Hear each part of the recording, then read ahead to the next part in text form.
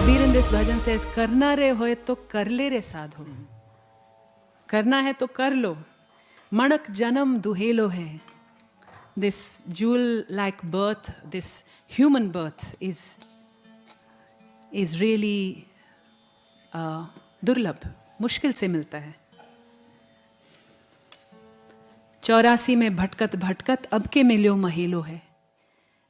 You wandered and wandered and now you got it. So do what you have to, do it now.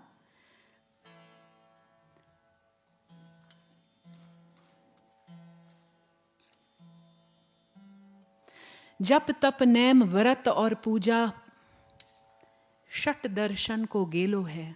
पार भ्रम को जानत नाही, भूलिया भूलिया भरम बहेलो है. So he says all these various sadhanas of yours and these various 6 philosophies, Shat Darshan, the path of the 6 philosophies, it's all delusion unless you can see that par brahm in everything. कोई कहे हरि बसे बैकुंठा, कोई कहे गौलोको है. That should ring a bell in our times today. Somebody is saying Hari is in this land, somebody is saying he's in the land of cows. कोई कहे शिव नगरी में साहिब, जुगा जुगा हाट बहेलो है. In age after age they've set up their shops. अणसमझा Hari दूर बतावे. The one who is misguided, who doesn't get it, he says Hari is far away. Come sign up with me. It's a long, arduous path. I'll take you there. समझा साथ कहेलो है. The one who understood says Hari is right here. Satguru Sen Amolak Dini. My Guru gave me a precious sign. Har dam har ko gelo hai. Every breath is the path to Hari. Har dam Hari ko gelo hai. करनी करे तो क्यों डरे, और कर ही क्यों पछताए. तूने बोया पेड़ बबूल का, फिर आम कहाँ से खाए.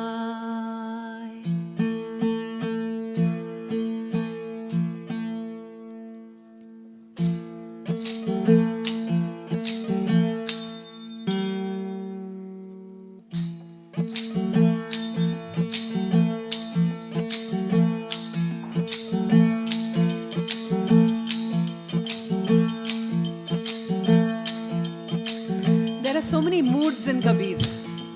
What Vipul just sang for us was so soft, persuasive, loving. And here he's in your face trying to make you, shake you up, wake you up. हाँ करना रे होय तो कर ले रे साधो, हाय मनक जन्म दुहेलो है. करना रे होय तो कर ले रे साधो, मनक जन्म दुहेलो है. लख 84 में भटकत भटकत, हारे अब के मिलो महेलो है. करना रे होए सो कर ले रे साधो.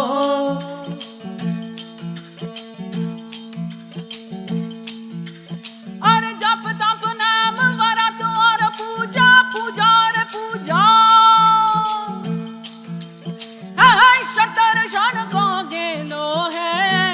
तप नेम व्रत और पूजा,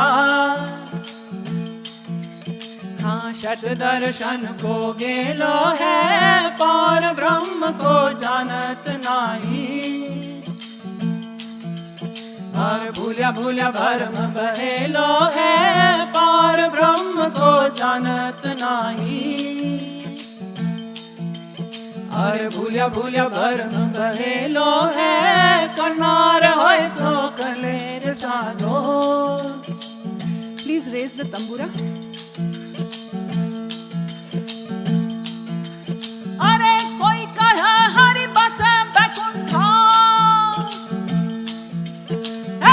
कोई कहे गोलोको है. कोई कहे हरि बसे बैकुंठा, हाँ कोई कहे गोलोको है. कोई कहे शिव नगरी में साहिब, अरे जुग जुग हाट बहेलो है. कोई कहे शिव साहिब अरे जुग जुग हाथ बहेलो है कनार होए सो कलेर साधो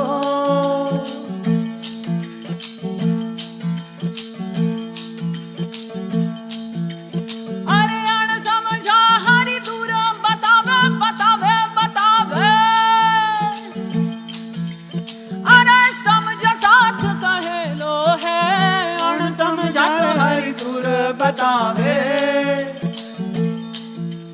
हाँ समझा साथ कहेलो है सतगुरु शरण अमूलक दीनी अरे हरदम हर को गेलो है सतगुरु शरण अमूलक दीनी अरे हरदम हर को गेलो है कनार होए सो कलेर साधो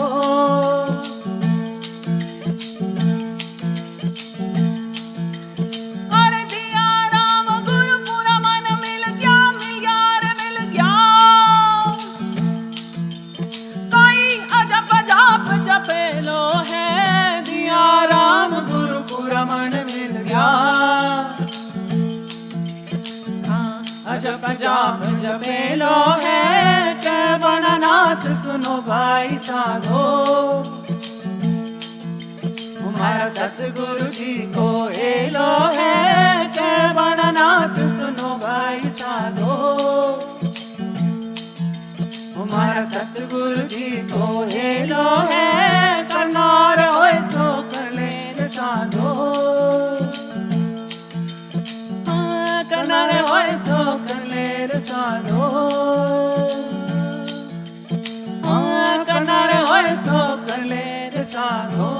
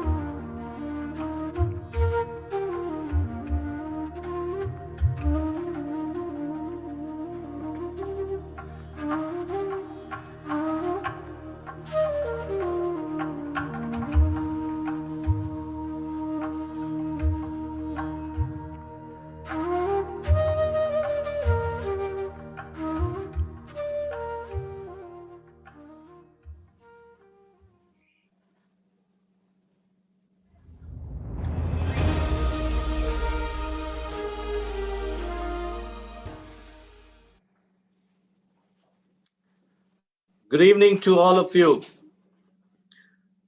In continuation with the prayer service, I would like to bring to the notice of all the participants that we have lost today in the morning past Governor Ramesh Agarwala from 3240.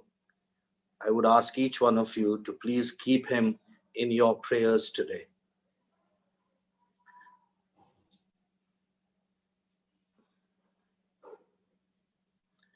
The 2 days have been fantastic journey into the Odyssey. And it has made me believe, and my belief has become stronger today when I understand that Rotarians are responsible leaders, both socially and ethically. Rotarians discover and celebrate diverse perspectives.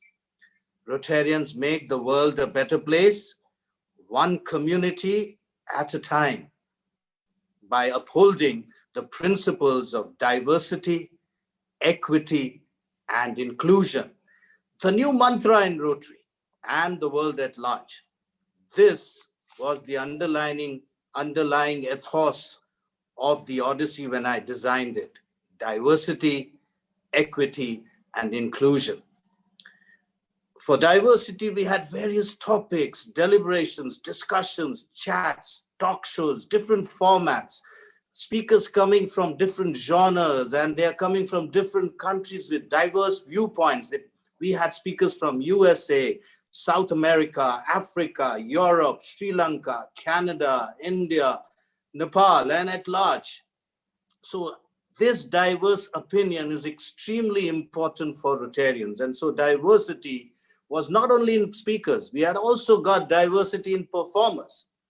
Performers were of different genres. We had dancers, we had singers, we have sand artists, we have poetesses, we have Doha singers, and we have percussionists, all coming from different places and different countries like Peru, Israel, Russia, Sri Lanka, India, and various other countries. So diversity was the word for the first 2 days. Coming to equity, I think we had a huge genre of women speakers, and they need to be heard because they hold the 48% of the world population. It is extremely important to understand their viewpoint in everything. And considering that, we had women speakers from various countries and with various viewpoints. Each one of you got a hamper of environmental friendly products called as Wild Ideas. Let me just reiterate here, it was not a gift. I will again say that hamper of environmental friendly products was not a gift. I asked each one of you to register and have a registration fee. Yes, part of the fee did subvent the cost of this institute, but the major part of it went to uplifting the women. Major part of it went to giving equity to these women in Tamil Nadu, the tribal women. So I thank each one of you that cumulatively, each one of us has joined hands to uplift and give equity to these tribal women, and that was the project we wanted each one of us to participate. So thank you once again for being there and participating in this project. Inclusion. Inclusion is the world order today. I started with the Rotary Let's, the children of Rotary. I thought they needed to be included in this Odyssey. So we had Arav Narang with that flame video, which we started with. And we had Khushbu Grewal yesterday, the one who performed to entertain us. They were both Rotary Let's. I made sure and I understood that the alumni are very important and integral part of Rotary. So I invited so many alumni to be part of this Odyssey, starting with Mr. Kumar Mangalam Birla, a foundation alumni. Habil Khorakiwala, another foundation alumni. We had Arthur Marty, Ambassador Arthur Marty from Switzerland. Judge Sylvia, another alumni of Rotary. We had Mula Mula, Ambassador Mula Mula from Africa. She was a youth exchange student. Varun Sridhar is going to talk together. He is the CEO of Paytm. He's studied in a Rotary school and also been a youth exchange student. Sandeep Matrani, another youth exchange student is asked to address this Odyssey. We also had people and speakers who have participated hand in hand with Rotary in their projects, in their endeavor to make the world a better place to live in. Nandan Nilankani, through his 8-step, RLM is strongly working with him, and he was an influential part in many Rotary projects which we have undertaken over the years. Pratap Reddy from Apollo Group. Saksham Bharat is one of the programs we are doing with Apollo Group of companies. We had Dr. Ranadip from the IIM from Delhi. He's always and constantly guiding us to do health projects. We have Ranjit Disale, the man who has been just given the award of the best teacher in the world by BBC. Ranjit Disale has been, over the period of time, involved with teachers training in the RILM program. We have, of course, Yasmin Ali Haq and Soumya Swaminathan, both from the UNICEF and WHO, all the time working in close quarters with Rotary. Friends, and the next in the line of inclusiveness are the road tractors. They are our future. And I thought, what better opportunity than to give road tractors an inclusive angle to this Odyssey. The road tractors, two of the biggest road tractors, Vinita and Jehan, are going to conduct the Odyssey today. They are going to be the masters of ceremony. Also, Director Valerie Wafer was asked to conduct a talk show with road tractors from across the world. So we have 10 road tractors from across the world giving their diverse opinion on the new road track policy. We also said the children of Rotarians, like I said, in the beginning that day, they were also asked to come into the speaker. Nitin Noria, the Dean of Harvard Business School, is a Rotary-led, and he was asked to come as a speaker. I also asked children of diverse opinion to be included because their opinion is extremely important because they are the future leaders. Lysipriya, the environmental activist from India, an 8-year-old, her viewpoint, she, I think, floored most of us and excited us to do more for the environment. And of course, in the last part of the inclusion was these unsung heroes.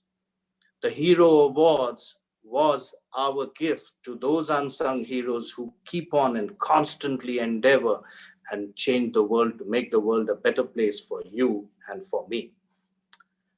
So to end the day, let me say one thing, that the will to win, the desire to succeed, the urge to reach your full potential, these are the keys that will unlock the door to personal excellence. I want each one of you to keep on endeavoring in your quest of excellence. May God give you speed. May Allah rakha and Ishwar aapki raksha kare. Have a great day and in the ride of Odyssey.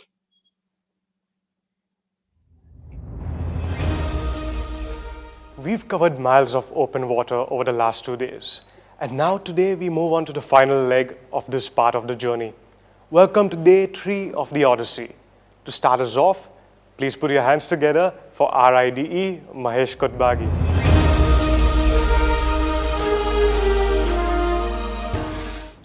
Namaskar. Let me welcome you on behalf of Rotary India Literacy Mission.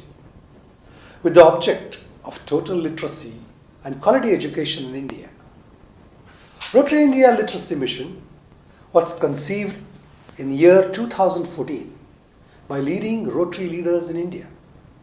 It was decided that literacy will be taken up as an overarching issue in the Asian subcontinent. After much deliberation, the TEACH program was derived. I'm so happy to tell you that till now more than 300 clubs have done the TEACH program with 1 lakh members' participation in some way, in other way, in this program all over India. Rotary India Mission has demonstrated very, very impactful interventions involving various educational works under its TEACH program. Let me tell you, T stands for Teacher Support. And under these teachers from government schools receives training on various topics. During the COVID pandemic, as schools got completely closed, and suddenly there was an enormous requirement to take and make teachers tech savvy. Rotarians like Swati Herkal came up with very simple IT and smart teaching online concepts, training for teachers, to equip them to continue online classes with students. The course has benefited more than 80,000 teachers in Western India. This program is now being scaled up to other parts of all over India. Now Rotary India Literacy Mission recognizes well-performing teachers with the Nation's Builder Award. The teachers are evaluated based on feedback of schools, principals and students. RILM has developed a necessary forms and format to do it so scientifically. Teachers are getting felicitated during the Teachers' Day, the International Literacy Day, and as now, more than 28,600 teachers have been felicitated with NBS. E-learning stands for e-education, which focuses on digitalization of the classrooms across India. Under e-Shiksha project, audiovisual curriculum is installed in classrooms through projector. The content is approved by the government, and as per curriculum, more than 30,000 schools have benefited from this project till date. As a response to COVID-19 pandemic, this content has been given to the Government of India to telecast national-wide channels. The content is also available at Government India's educational app called Diksha. The children who are sitting at home can benefit from this education content for their academic year will be much saved. It is expected to help around 15 crore children with education in this particular Rotary year. RILM also works in collaboration with government on improving basic literacy amongst adults, partners with large membership based in organizations and promote voluntary adult literacy programs with them. RILM has involved school students and made more than 80,000 adults functionally literate across the India. I think the programs like Vidya, Shiksha, Diksha and Swabhiman are trying to make great impact all over the globe. Skill development program of RILM focuses on building skills of women and youth in partnership with the national level training agencies. RILM skill development program named Project Dignity, Project Saksham Bharat not only provides training but also ensures placement of the beneficiaries with no cost to the trainees. Project Dignity focuses on a single mother and widows. These women get training in the desired skill and they get placed locally to several employment units. More than 1,000 women have been benefited from this project. It aims to reach out to more and more women. The project is supported by several global grants. The Project Saksham Bharat focuses on youth of the country. RILM partnership with Apollo MedSkill enable any Rotary Club to skill a youth at a cost of rupees only 4,400. The project also ensures placements of these trainees at the respected medical centers. And I am so happy to tell you, under the Happy School program, infrastructure and scholastic improvements are achieved in government schools, where children from underprivileged community, around 3,000 happy schools have already been created by Rotarians like you. Under Happy Schools, a very popular project called Padho Bharat has helped in building more than 3,500 libraries in primary and secondary government and aided schools across the country. RILM provides 100 English books, which is matched by Rotary clubs by another 100 books in vernacular to create Padho Bharat library in school. I think to know more about RILM, you must all, visit the rotaryteach.org site as well as rotaryindia.org site. Friends, and then I can say, कहते हैं जरूरी नहीं रोशनी चरागों से ही हो, शिक्षा से भी घर रोशन होते हैं. Let us together make this country स्वच्छ, स्वस्थ and साक्षर भारत. जय हिंद, नमस्कार. Tell me and I forget. Teach me and I remember. Involve me and I learn. Were the words said by Benjamin Franklin. And we all know the value that a teacher plays in shaping the society, playing the primary and most important role in shaping a child's future.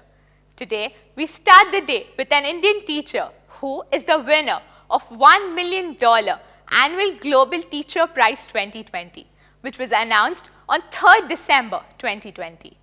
Ranjit Singh Desale from the Patanwadi village in Solapur district of Maharashtra is well known for his innovative teaching works, including demonstrating scientific experiments from the science lab built by him and adding QR codes to the primary category books, as these students will get links to audio poems, video lectures, assignments and stories. His idea of incorporating QR codes into textbooks was adopted by the National Council of Education Research and Training. In his village, he also campaigned to eliminate adolescent marriages and encourage the education of girls. Today, he talks about literacy, the only constant. Ranjit Singh Desale, literacy, the only constant.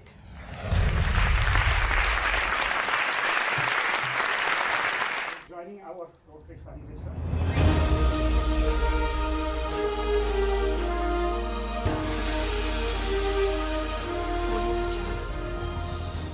Rotary International President-elect Rotarian Shekhar Mehta, Rotary India Literacy Mission Chair Rotarian Kamal Sanghvi, Rotary India Literacy Mission Co-Chair Rotarian Dr. Mahesh Kotabagi, Zonal Coordinator Rotarian Zubain Amaria, District Governor Rotarian Harish Motwani, District Literacy Committee Chair Rotarian Swati Herkar, Rotarians, ladies and gentlemen, today I have accepted honorary membership of Rotary Club of Bashi. So the Global Teacher Prize recognizes the work of excellent teachers across the world. What I did in last 10 or 11 years, I tried to enroll the tribal girls in the schools, and I have achieved 100% attendance of girls in my schools. At the same time, I could stop the teenage marriages, and right now the percentage of teenage marriages in my village is about 0%. So all these achievements I could achieve just because of the technology. I use technology in a meaningful way so that it could lead to the authentic learning. I have created QR coded textbook for my students. Those who are sitting at home, they are not going to schools, but still sitting at home, they can learn. So QR coded textbook help my students to learn whenever they want, learn with their own pace. It's like more personalized learning experience for my students. And that's why 90% of students in my classroom have achieved A+ grade before completing their school year. At the same time, I want my students to do better, to perform better, and try to support, try to help the community so that their innovations could matter. So we take them on a virtual tour. So without leaving a classroom, my students have traveled 140 countries in the world. They know the culture, the language of all these countries. So this is how my students have broadened their horizons. Now they are the global citizens. They don't think that they are limited to the India only. So the world is their universe, or world is their city. So to me, I think all these efforts being recognized, taken into consideration by the jury, and that's why I felt that this award been given to me. Just imagine students in Paritewadi have their friends in Japan, have their friends in Korea and in Pakistan as well. So what is actually helping my students? It actually broaden their horizons as well. They know the culture of other countries as well, but at the same time they are discussing, they are having their mutual understanding and collaboration with each other. So collaboration is happening in our classrooms. So what does it help my students? It actually gives them opportunity to learn with the peers, to understand how they think, and to try out the solutions they have tried out in their respective classrooms. So collaboration is helping my students to learn in a better way. Just imagine we now have interaction with Japanese students, and the Japanese students have, you know, their earthquake are always happening in the Japan. So my students understand, they discuss with them how they respond to the earthquake and natural calamities like floods and other things. Now my students know how to respond to the natural calamities. Just imagine if we couldn't have the interactions, so how do we learn that? So having connection, having network of like-minded peoples or the students or the companion in other countries is helping them to learn the topic or to understand the subject deeply. At the same time, they could try out new things, they could learn with their peers, and it is helping them to develop their 21st century skills like creativity, communication, critical thinking and decision making. So networking is also important to me and for my students, because when you share, when you collaborate with each other, it actually gives you different aspects of any problems. So within limiting ourselves within the schools and having interaction with other students in the other countries is helping them to learn in much better way and perform better. So currently what I'm doing now, I'm making a plan of actions to improve the educational system in Maharashtra. I would more interested to work with state government of Maharashtra. So all the initiatives, all the projects that I carried out, implemented in my classroom, that could be scaled up across the state and across the India as well. So currently I'm doing plan of action for that. At the same time, I would like to make some changes in the policy and in the educational system of Maharashtra and the respective at the same time in India as well. So I am more thinking about the reforms or the policy reforms in terms of teachers' professional development and student-centric approach in the education system. So teachers should get opportunity to have their continuous programs, professional development opportunity should be given to them. At the same time, they could their work should be recognized. They should get the respect that they deserve. I think respecting teachers is ultimately helping education system to do or to perform better.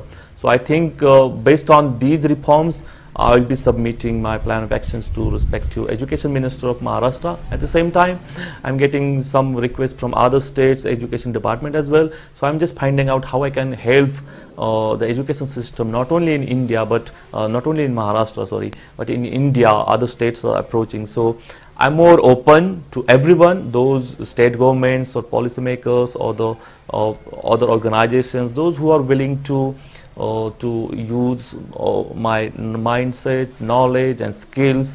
I'm more open to them because ultimately we want this education system of India to become better and better. So it will be a really great honor to me to support, to help the Rotary literacy mission. We can have mutual projects as well. We can collaborate. Whatever the projects I'm doing in the classrooms, I could scale up with the help of Rotary and Rotary clubs, and because Rotary has a wide network of teachers and Rotary clubs across the world. So that will be really great help for me as well. I can support in multitude of ways, like sharing my knowledge on your platform, helping teachers training program, so that my knowledge, skills and mindsets could be shared with the teachers with the help of Rotary's literacy mission. At the same time, I'm thinking to have one single platform for teachers where teachers could learn, they could get the professional developing opportunities. They could be completing the courses and finding out the new opportunities. So I'm more interested to develop that common platform for teachers with the support of Rotary. So that will be really great support for me as well, not only for me but for the teaching profession. So ultimately Rotary and me will be working for the betterment of teaching profession. So I'll be more than happy to support teach program and the literacy mission of the Rotary as well, and at the same time joining hands with Rotary will ultimately help me to implement my ideas in the Rotary clubs and in the state as well. Yeah, so currently now I'm just enjoying that moment. I need some time to get back on track, but I'm just planning to have 10-year long plan of action for education system and the teachers and students and community as well. So currently I'll be I'm working on the Teachers Innovation Fund that could be utilized for the scaling of identifying the teachers across the India, those who are doing excellent job in their school. So I want these teachers could house to be recognized. Their work should be recognized by the country and by the society. So I'm right now identifying such as teachers, those who are actually doing great job, because my future plan is that I want to have more and more Ranjit Display in India, so that I don't want to be the only Ranjit Display who won the Global Teacher Prize. I want more Indian teachers on the international platform getting the international recognitions. So I'll be more doing that work to lift up their job and lift up their performance and their innovation in the classroom, so that we could get the new winner in the next few years who is getting Global Teacher Prize or any other international recognition. I think I haven't donated that money. I actually shared that prize money. Okay, so sharing is ultimately growing. So when you share something, teachers are actually working for the outcomes. They don't work for the incomes. So when I get that $1 million, so I thought if I have to reach millions of students, those who needs excellent teachers, so Ranjit Display only is not will not be working for that. So I need a group, I need a team of excellent teachers, and I already have that team of top 10 teachers. So I could help if I could support their innovation, I could support their best practices in the schools. That will be really great help for them as well, because I feel the world is my classrooms. I want to reach out to more and more students in the world, those who actually needs teachers like me, and they need to change their lives. So if I have to fulfill my dream or to achieve my goals, I have to support other teachers. So that's why I decided to share that prize money, so that their work should be recognized. They will also get inspirations, and they could continue their excellent work in the classrooms.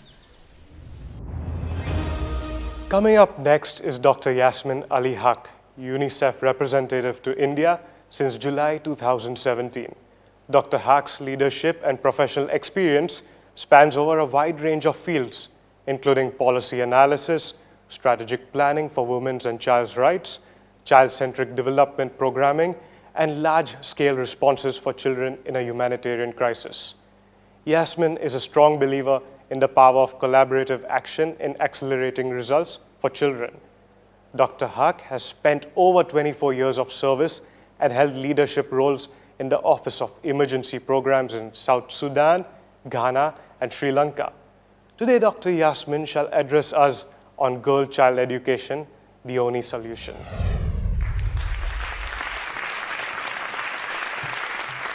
Happy New Year! It is a pleasure to address this important Rotary International Institute event and to deliver my remarks on girl-child education. Thank you for the kind invitation to talk on a subject which is very dear to my heart. Girls' education goes beyond getting girls into school. It's also about creating an environment in which girls learn and feel safe, an environment that provides the opportunity to access and complete education and at the same time inculcate the socio-emotional and life skills necessary to navigate and adapt to a changing world. Educating girls is about encouraging and empowering them to make decisions about their own lives and to contribute to communities and the wider world. Ensuring the right of every girl and boy to quality education is even more critical in the world that has been ravaged by COVID-19. UNESCO estimates that globally, 11 million girls might not return to school this year due to the unprecedented disruption of schooling. 11 million girls. Even before the COVID-19 pandemic in India, about 30 million children were out of school, of whom 40% are estimated to have been adolescent girls. Also, data indicates that the median number of years in school is 4.4 years for girls versus 7 years for boys. This illustrates the threats to decades of work towards gender equality and also puts girls around the world at risk of adolescent pregnancy, early and forced marriage, and violence. India bears one of the world's largest share of child brides, and this is predicted to rise due to the pandemic. Childline India has reported a 17% increase in distress calls related to early marriage of girls in June and July 2020 as compared to 2019. For many girls, school is more than just a key to a better future. It is a lifeline, albeit a fragile one. The move to remote learning in response to the pandemic has shed light on the digital gender divide, which pose more barriers in the way of learning for girls. There exists 50% gender gap in mobile internet users in India, where 21% are women and 42% are men. With low access to technology, digital schooling will further disengage girls from education and widen the educational inequalities among learners. COVID-19 is likely to amplify the existing structural barriers and increase gender gap in education. Girls are at a greater risk than boys of being discriminated against in terms of access to technology, household chores, and child marriage. Girls from marginalized groups face even more discrimination in their right to education.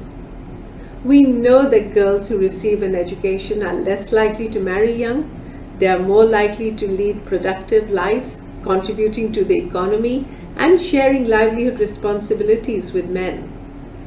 Not only does this lead to better results for children, it leads to better results for the world by ensuring thriving and resilient societies that give all people the opportunity to fulfill their potential. Education remains a key to preparing children to face in this challenging world. A growing body of evidence points to the importance of schools fostering a wide range of skills, both academic and non-academic, for children to succeed in today's world, in school, work, and their lives.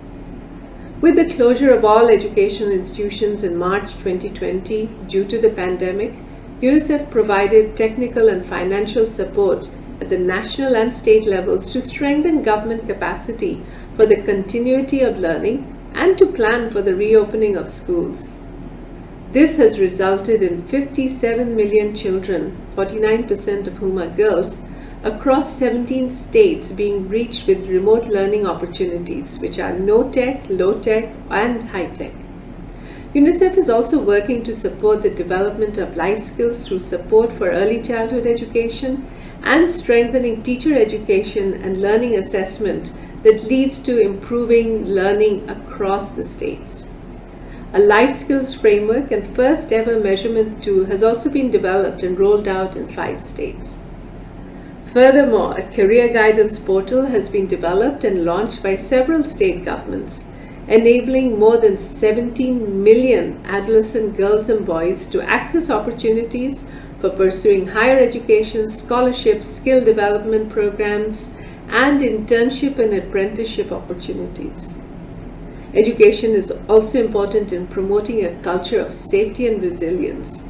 Quality education can provide life-saving information and skills that equip children and young people with the knowledge and capacity to prepare and protect themselves when faced with disasters. Recognizing the importance of comprehensive school safety programs is more urgent now and UNICEF has provided technical support in this regard to 10 states across the country. There is a need for continued focus on a few key areas. To begin with, sustained efforts are needed to ensure that girls continue to be engaged in learning during school closures by providing access to technology. We also need to ensure that the learning material are provided so that girls can study at their convenience. To help reduce the economic burden on parents, the cost of schooling for girls should also be decreased through effective social protection measures. Secondly, plans to reopen schools should be gender responsive and ensure a safe and supportive environment for girls to return. Appropriate training methods and approaches should be conducted for teachers, the community, parents, so that they respond to the increasing gender-based violence and ending child marriage.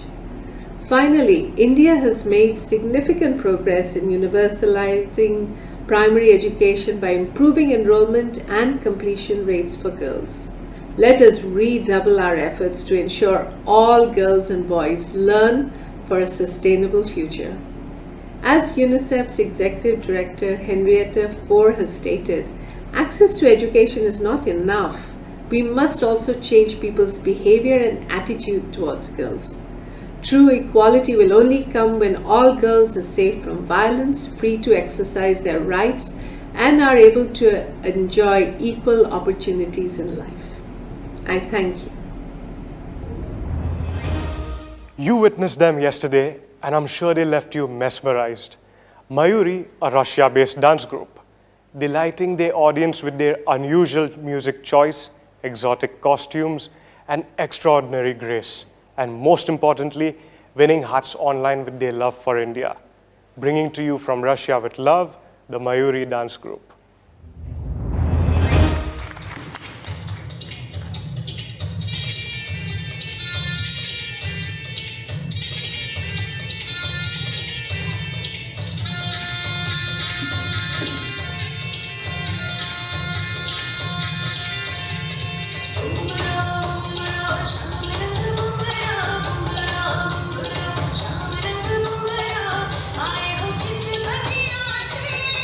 I hope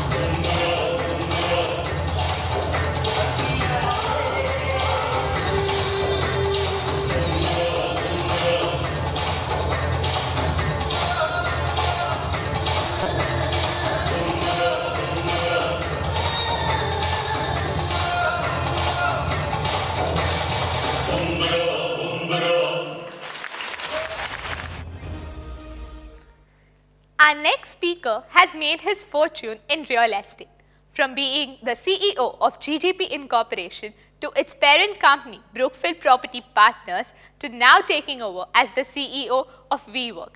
Please welcome to the helm Mr. Sandeep Matarani.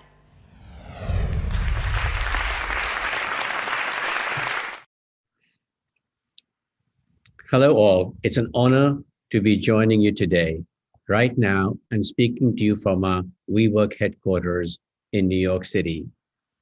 I'm very happy to be back in the office with my colleagues, but also I'm wishing I could be with you in person. But with all the recent news about the vaccines, hopefully one day we will all be together again.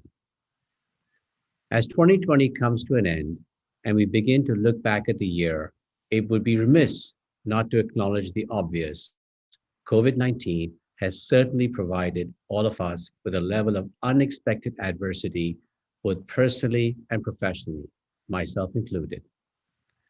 But from the very start of my career, I've always found that adversity creates opportunity. Opportunity that you thought you'd never have. Everyone's journey incorporates some form of adversity. It's how we grow, become stronger and better. Growing up in India, I had opportunities that afforded me. I went to Cathedral. I graduated in 1977. Education in England being one of the first moments of adversity in life because of the high level of discrimination against Indians in Britain at the time. This discrimination towards Indian was a turning point. Didn't feel that I had the mental resilience to be educated in England. So I went back to India, and my father told me I was on my own in getting to America, and I would have to figure out my own future as it relates to education in America. This is where the Rotary Club comes in. I applied for a Rotary exchange program to go to America. I was selected. I went to a little town in Phoenixville, Pennsylvania, to attend public school and live with 3 host families. I graduated in 1979 from high school, and it was time to go to university. I applied to several universities to go and study engineering. Once again, my father asked me to go ahead and find my own path. Once again, the Rotary Club came to my rescue, and they provided me the funds to pay for my tuition. I had to fend for myself for room and board, and thereby my first job was actually a dishwasher. It's a job I detested. Being a dishwasher in a cafeteria was no fun for a private school kid who came from Cathedral. However, I continued and persevered, and my second job was a cashier. This was all in freshman year. In sophomore year, I graduated to becoming a math tutor. And math tutoring took me through all the way to graduation. In 1983, I graduated, but there's a funny story in between 1979 and 83. In 1980, my father reaches out to me and says there is a young friend whose son is also joining Stevens, the institute I went to study. He is going to be doing 2 degrees in 4 years, and I should persevere the same. It was not the era of mobile phones. It was an era of telegrams and personal phones. And so it was easy to avoid him for a while. However, the Indian in me created a guilt complex. Based on the guilt complex, I decided to go pursue the 2 degrees in 4 years. And you could get the second degree for free, okay, if you had a certain GPA. In 1983, I graduated with 2 degrees in 4 years. And the irony is a young man, okay, who claimed to have done 2 degrees in 4 years, just about graduated with a 2.0 grade point average. This is the irony of life. Nevertheless, I did return home in 1983 to work for my father, who was in the construction business. In 1984, I returned back to the United States to do a second master's degree. Graduating in 1986, I went to work for a construction management company in Washington, D.C.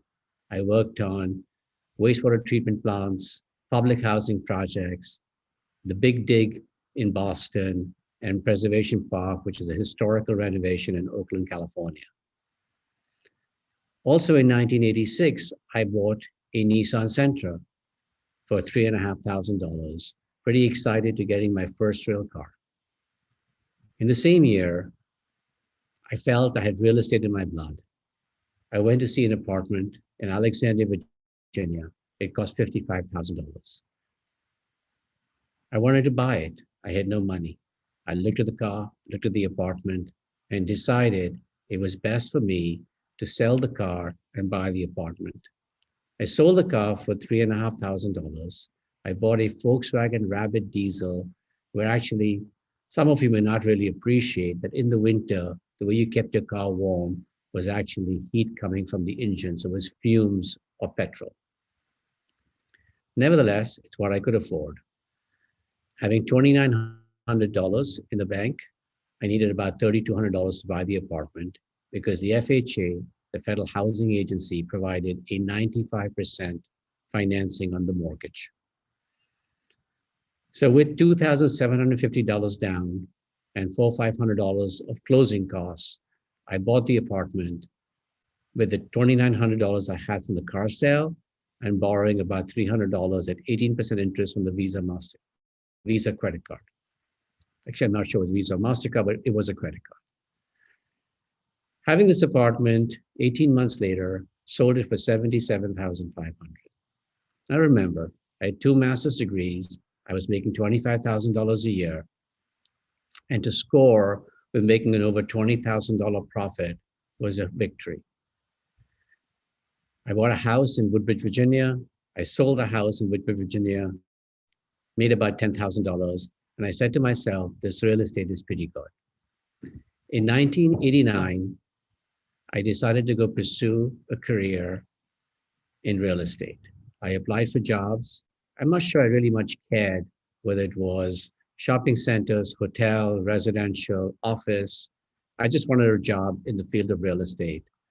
And a gentleman offered me a job in Staten Island, New York to design shopping centers. So I got my start in real estate from the ground up, truly from the ground up. I pivoted many times in my life from 1989 to 1994, from engineering, design, construction, leasing, capital markets, and finally at the young age of 32 became president of this small company. I attempted to buy this small company in 1994, but it was not meant to be. I decided at that time, maybe I should be an entrepreneur. I did build my first shopping center, which I still own 20% of on Staten Island, New York. I was approached by a gentleman called Bruce Ratner, who was the past Commissioner of Consumer Affairs for New York City, whose family was in the real estate business, and the company's name was Forest City.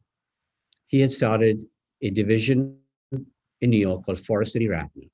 He wanted to build a slew of shopping centers in the boroughs of New York City. He had no experience in the shopping center industry. His experience was founded in office buildings. So it was a startup. I said, okay, Bruce, I'll do it for you for 1 year. I really enjoyed Bruce. He was a wonderful human being. And I stayed with him for 8 years.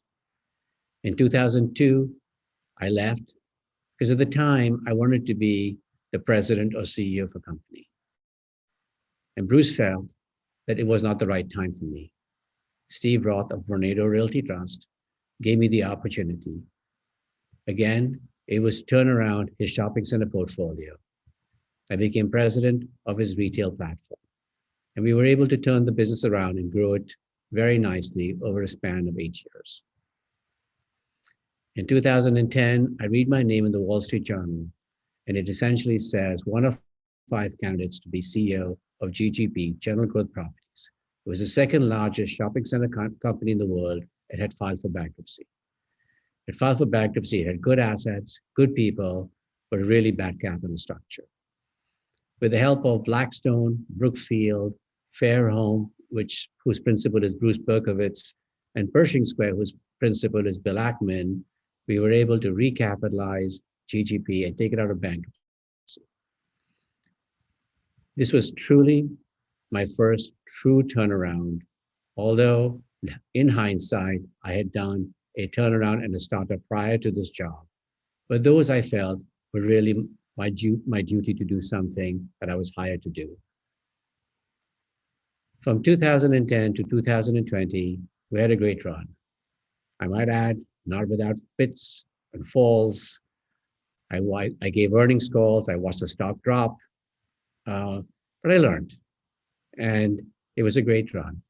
In 2018, we sold the business to Brookfield.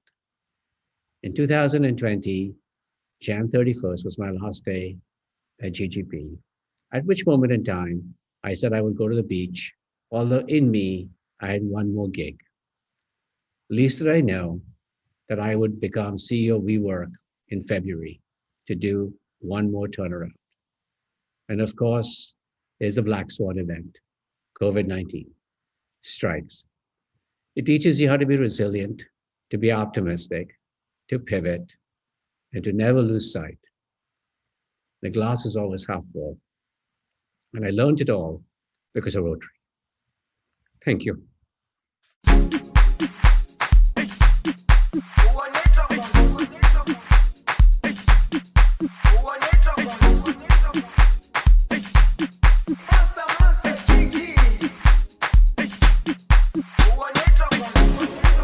Jerusalema ikhaya lami ilondoloze uhambe nami zungangishilana Jerusalema ikhaya lami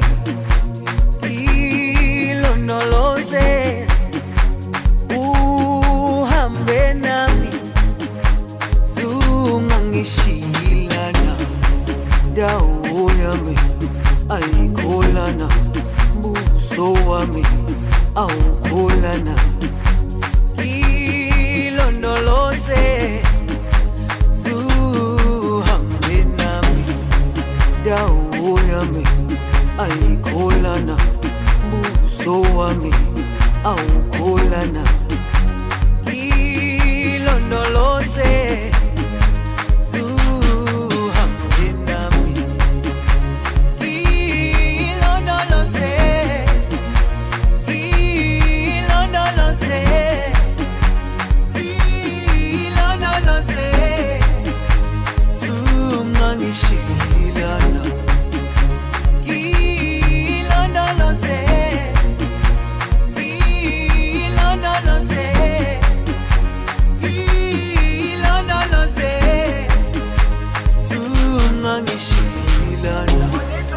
dawo yami ayikholana buso wami awukholana ilondoloze zuhambe nami dawo yami ayikholana buso wami awukholana ilondoloze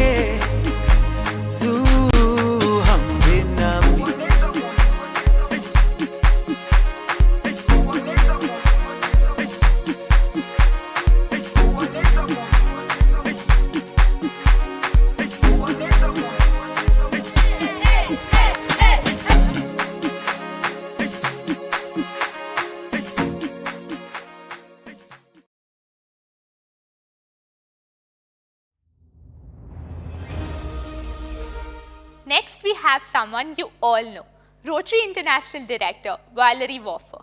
Valerie joined Rotary in the year 2005 and was the District Governor of 7070, which covers the Greater Toronto area in the year 2013-14. Now residing in Collingwood, Valerie's home club is the Rotary Club of Collingwood South Georgian Bay.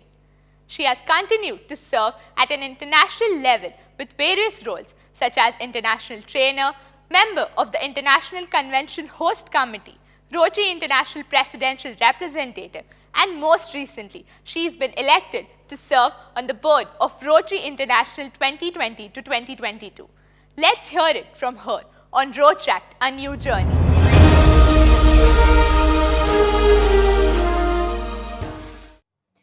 Hello, I am honored to be with you today for this Rotaract panel discussion. As you know, in 2019, the Council on Legislation, our legislative body that gives us a voice in how our organization is governed, amended our constitutional documents to include Rotaract as a membership type, rather than a program of Rotary. This was a landmark decision. In order to understand what this might look like, the critical and ongoing goal must be to listen and recognize what Rotaractors want from their membership and to give them every opportunity to shape that experience. Overwhelmingly, we have heard that Rotaractors want more flexibility, more products and services, and more recognition for the amazing work they are doing in their clubs, districts, and multi-districts. And now we have the opportunity to do just that. We are joined today by an outstanding panel of Rotaractors. This is a very diverse group with representation from Europe, Africa, Australia, Brazil, Japan, and South Asia. Each one of these young leaders will share with us their experience and their vision going forward to create an inclusive, innovative, and versatile membership experience. So let's get started. We have Rotaractor Samantha from Australia. Rotaract is now a membership type. What does it change for you and for other Rotaractors? Elevate Rotaract will not change our core values and will ultimately not change the fact that clubs and members will want to make a difference in their local and international communities.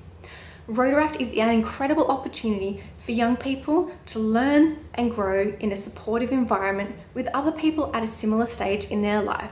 We learn leadership skills, business skills, and other very useful skills through our service to the community. We can then apply those skills in our everyday lives, in our workplaces, in our communities, and in Rotary International roles should we choose to take them on in the future.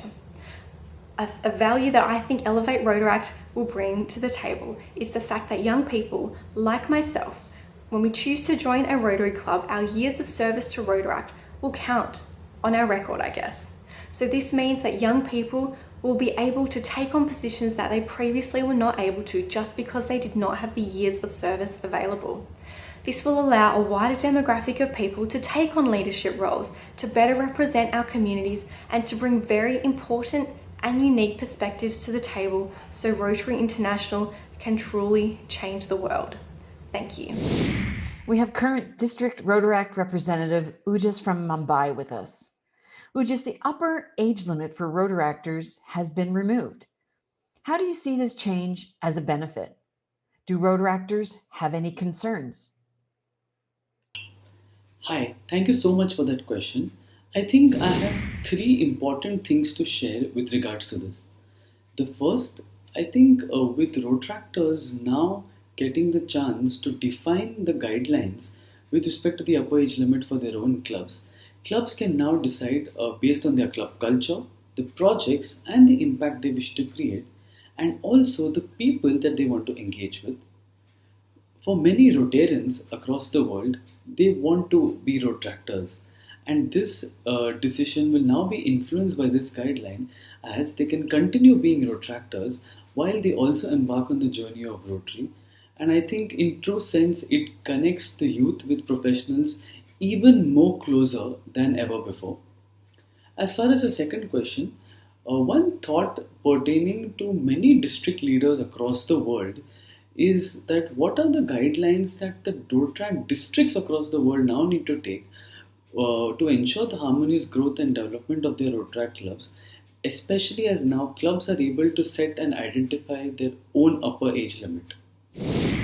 Patricia Kuhn from Brazil is the representative to the trustee board. Patricia, the trustees are encouraging Rotaract clubs to work with Rotary clubs on global grants. How do you envision this partnership? And is this a positive step to support the ongoing service of Rotaractors? Hello, Rotarians and Rotaractors. I'm so happy to be with you in this amazing institute. It's time of great opportunities for Rotaract. At this moment, there are really many changes that not only change what Rotaract is, but we are opening doors for the future. The Rotary Foundation opened one of these doors. The possibility that we Rotaractors can use global grants in our project for increase our impact and expand our reach. But this process of Rotaract elevation needs to work together. To use this new resource, we need to learn how to use them. And this is also a way to get closer to Rotarians. After all, you know very well how to work with this resource, and we need to learn from you. I, as the first Rotaractor to be a special advisor to the Rotary Foundation, have learned a lot from the trustees. They show once again that when different generations work together, our knowledge and ideas come together to build an even more solid future. I believe that Rotary and Rotaract should work together on our projects. It's a special moment that we can all be together to learn from each other. This is my invitation to you. Join Rotary and Rotaract together to impact our communities and change the world. Past District Rotaract Representative Karthik Kidu, give us your thoughts on the benefits of Rotary's alliance with Toastmasters. Thank you, Director Valerie, for that question. My name is Karthik Kidu, and I'm a past DRR from RI District 3190. And I'm also the founder president of the Rotaract South Asia MDIO, and also was a member of the Rotary International Rotaract and Interact Committee from 2016 to 2019. Toastmasters and Rotary is an exciting alliance. Two organizations that have come together who have a long history, have created global impact, and have a proven track record of helping people. Toastmasters and Rotary partner and will leverage the strengths of each other's organizations to help people grow personally and professionally. It will also help us strengthen the skills of Rotaractors and help them make a difference in their communities.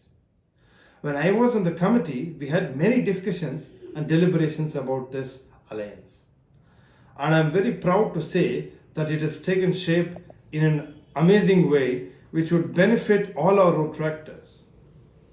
The motto of Rotaract is self-development, fellowship through service. And the motto of Toastmasters is where leaders are made. So when we put this together, we definitely will have an exciting alliance, and it paves way for some great partnerships and great action on the field. From Uganda, we have with us Rotarian Ronald Kawadwa. Ronald, Rotaractors are now allowed dual membership in both Rotary and Rotaract. Will this be beneficial for Rotary at large? I'd like to thank you all, my brothers in India, for attending this special Rotary Zone Institute. The question that has been posed is whether dual membership adds on to the Rotary numbers. And my answer is yes, it does, in two folds. Number one, when you have dual members, that means these are members that are having both a membership in Rotary and Rotaract. And therefore, they are counted as part of their Rotary clubs, as members in full standing. However, the committee's thinking behind this was that many times we realized that Rotarians find it difficult because of their age to mentor younger people. Now, when you have younger people joining as part of your members, then you have good mentors that are going to relate easily with Rotaractors of their same age. And therefore, these become ambassadors for them to continuously encourage others to join your Rotary clubs.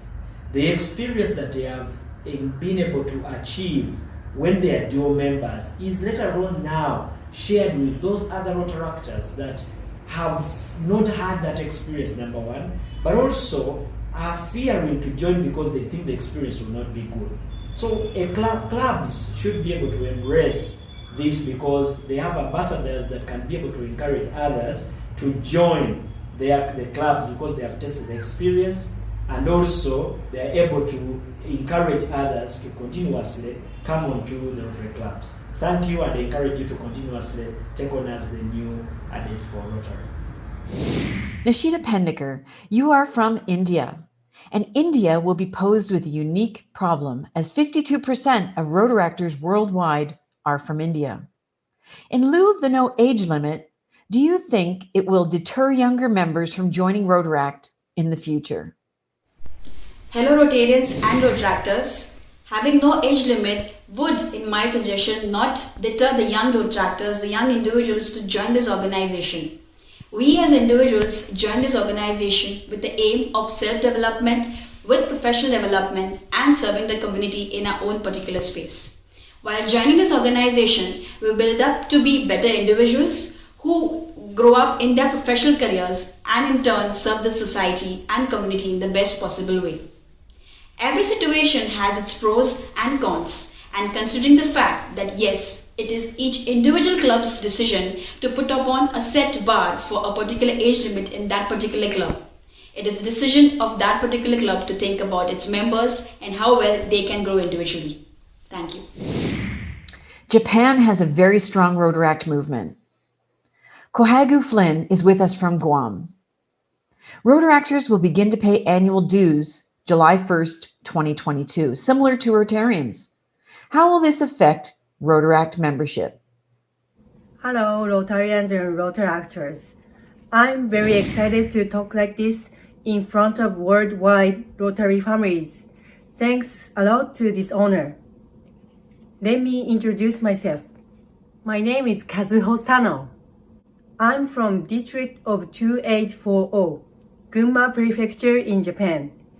I belong to Rotaract Club of Isesaki. I'm having fun with 700 members. Okay, I've got a question that said Rotaractors will begin to pay annual due July 1st, 2022, similar to Rotarians. How will this affect Rotaract membership? I think that will change not much, maybe. Because we're paying $300 for annual club fee, no matter you are a student or a worker. With these club fees, we do our activities, studies, and so on. So maybe we can convert this club fee to annual dues. I'm looking forward to playing an active part, just as same as Rotarians on the same field of them. Thank you for watching. Bye-bye. Yadin Sigal is a president of South Asia Multi-District Information Organization, or MDIO. Yadin, Rotaract clubs can sponsor other Rotaract clubs, and also Rotaract clubs can establish themselves without a sponsor. Tell us if you think this is a positive change.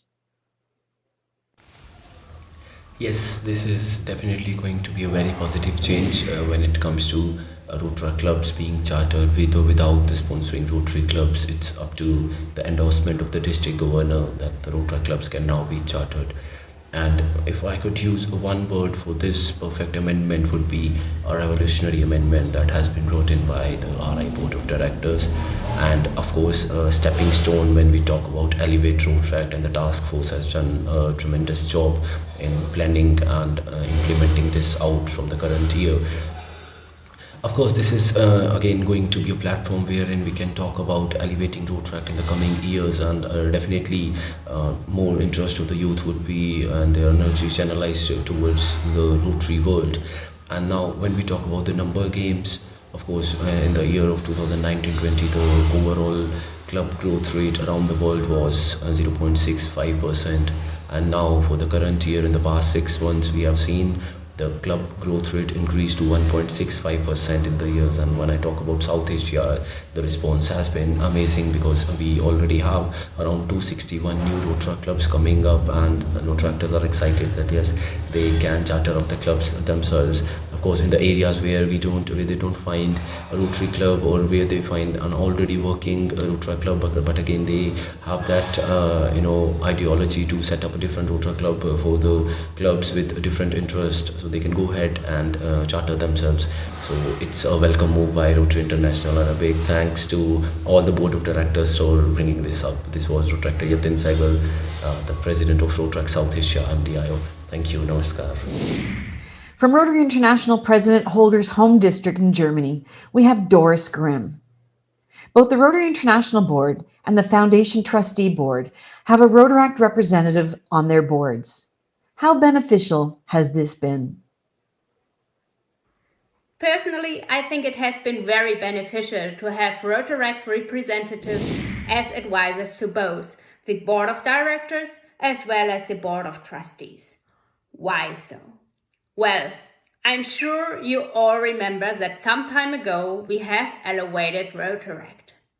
By now having advisors to these two boards, we are actually showing that we are not only talking, but actually acting upon elevating Rotaract. This gives chances for everyone involved. For us Rotarians, it means that we do not have to assume any longer what the younger generation in Rotary thinks, but we can ask them directly.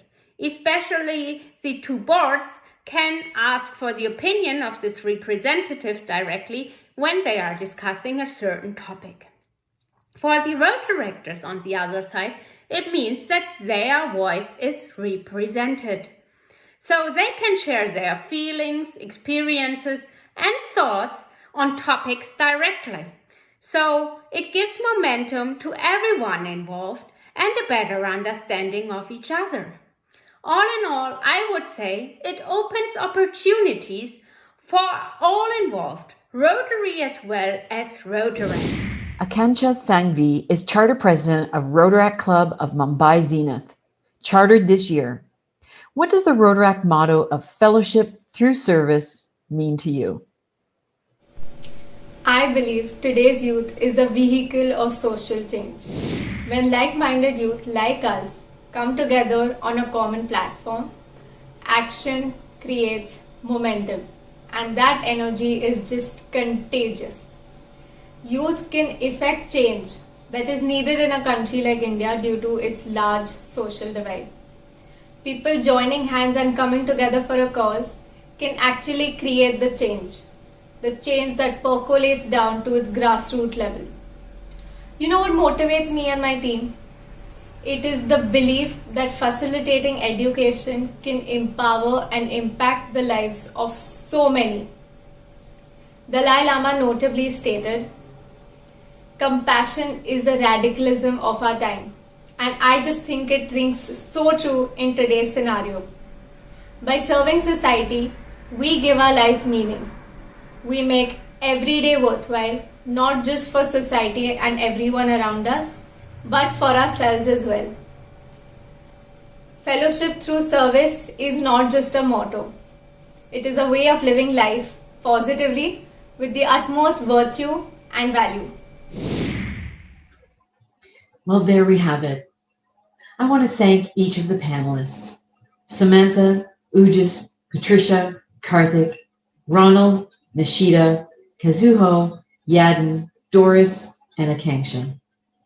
These are Rotaractors and Rotaractors turned Rotarians who are defining what it means to be a Rotarian. They know who they are and how to define their Rotary experience. Recognizing Rotaract as a membership type in Rotary is the first step. The continued development and planning must be through a collaborative and engaging process. This important dialogue needs to continue. Today was just one conversation. We encourage each of you to reach out to your Rotaractor members. Engage in meaningful and productive discussion. Ask the questions and be willing to listen. This group of young leaders are our future and the future of our organization. Thank you for being with us today. No Trouble is a live a cappella group based out of the IT capital of India, Bangalore. They are well known for collaborating English music with Bollywood and other regional tunes and have performed live on some of the biggest stages all over India. Presenting No Trouble. जगमगाते हैं झिलमिलाते हैं अपने रास्ते, ये खुशी रहे रोशनी रहे अपने वास्ते। जगमगाते हैं झिलमिलाते हैं अपने रास्ते, ये खुशी रहे रोशनी रहे अपने वास्ते, अपने वास्ते, अपने वास्ते। दुम दुम दुम दुम दुम दुम दुम दुम दुम दुम दुम दुम दुम जाता है हम ना रहे कभी यारों के बिन, ओ जाता है हम ना रहे कभी यारों के बिन, ओ when angels sing from up above, you know you make my world light up. When I was down, when I was hurt, you came to lift me up. So drink from me when I was so thirsty, pour out a symphony. I just can't get enough. Drink from me when I was so thirsty, pour out a symphony. Low, low, low, oh high, oh high, oh high. I'm feeling so high, so high, so high. High, oh high, oh high. I'm feeling so high, so high, so high. Ladies and gentlemen, presenting to you, No Trouble. Let's go. X, X, X, X, Machi, Y, Y, Y, Y, Machi, X, X, X, X, Machi, Y, Y, Y, Y, Machi, X, X, X, X, Machi, Y, Y, Y, Y, Machi, X, X, X, X, Machi, Y, Y, Y, Y, Machi, X, X, X, X, Machi, Y, Y, Y, Y, Machi, X, X, X, X, Machi, Y, Y, Y, Y, Machi, X, X, X, X, Machi, Y, Y, Y, Y, Machi, X, X, X, X, Machi, Y, Y, Y, Y, Machi, X, X, X, Machi, Y, Y, Y, Y, Machi, X, X, X, X, Machi, Y, Y, Y, Y, Machi. కల్పట్ట ఇడమ్మెల్లాం కట్టిరెన్ను మోహించుమన్నా అంటే అమలాపురం, ఆహా అంటే ఆహాపురం, ఈ అంటే ఇచ్చాపురం, ఎలగట్టి లాగుతారు ఆంధ్రాజనం, ఊ అంటే ఊగాపురం, ఊ అంటే ఊగే జనం, ఏ అంటే ఎత్తుపలం, వాళ్తారు గులాబలం. ಕಷ್ಟ ಕ್ಲಿಷ್ಟ ನಷ್ಟ ದುಷ್ಟ ಸಂಹಾರ ಕಿಡಿದು ಬಂದ ಒಡೆನಾಟಕ್ಕೆ ಕೈ ಹಿಡಿದ ಅನುಬಂಧ ನಮ್ಮದು. ಸೃಜನಾತ್ಮಕ ಜನರು ನಾವು, ವೈವಿಧ್ಯತೆ ನಮ್ಮ ಗುರುತು, ನಮ್ಮ ಒಗ್ಗಟ್ಟನ್ನು ಸೀಲು ಮಾಡಲಾಗದು. ನಡೆನುಡಿಗಳ ಕೊರತೆ ಇಲ್ಲದೆ ಹಗೆತನವ ಮೀರಿಸಿದವು, ನಯ ವಿನಯತೆ ಒಂದು ಮಾಡಿ ಕಲೆಯನ್ನು ಗೆಲ್ಲಿಸಿದು. ಹರಡುವ ಸಂತಸದೊಂದಿಗೆ ಬೆಳವಣಿಗೆ ನಮ್ಮ ನೆಲ, ನನ್ನ ಬೆನ್ನು ಹಿಂದಿರುವುದು 7 ಜನರ ಆನೆಬಲ. ಹಲವು ಭಾಷೆಗಳ ರಚನೆ ನಮ್ಮ ವಿಶೇಷ, ಸ್ವಂತಿಕೆಯ ಉತ್ತರ ಹಾಕದಿರು ಮರುವೇಷ. ಗೆಲ್ಲುವ ಗುರಿಯೊಂದಿಗೆ ಬಂದಿರೋ ಫೀಲ್ಡ್ಗೆ ನಾವ್ ರೆಬಲ್. ಬ್ಯಾಕ್ ಮ್ಯಾನ್ ನನ್ನ ಹೆಸರು ಪ್ರತಿನಿಧಿಸುವೆ ನೋ ಟ್ರಬಲ್. పాలకులు చేరినప్పుడు పిల్లడో కాయజా ఎక్కువారో, యానాము చేరినా ఈనాము మారినా ప్రత్యేక అభిమానం. പാതിരാ പൂവേണും പാതിരാരാ വേണും, പാതിരാ പൂവേണും പാതിരാരാ വേണും, പാതിക്കലിക്കു വേണം മാറ്റി മാറ്റി തുടക്കളം വരുവേണം, തോണികളായിരം ആയിരം വേണം, കായലിലോളും തോളും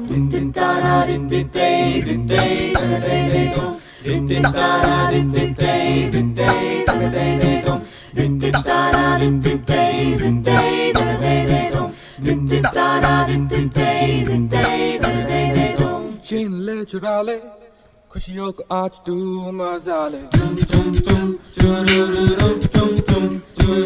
चूल ख्वाहिशों को जीने का आज तू मजा ले,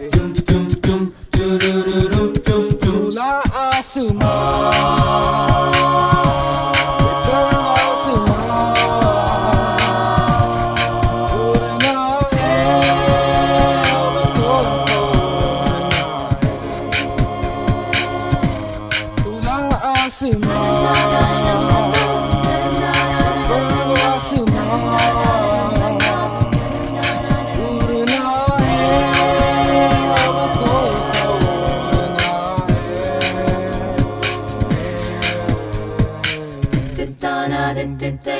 I'm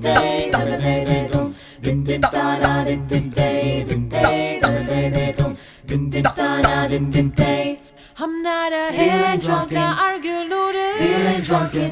Kalpataidam melam. Ante. Katterin bemuri kuman be. Chata hai.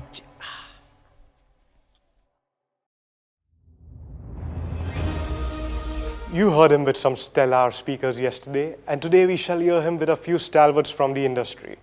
He's the head of Atos Global HR Shared Services, member of the Board of Directors in India, leader of the Atos India Governance Council, and chairs the India Crisis Management for COVID-19.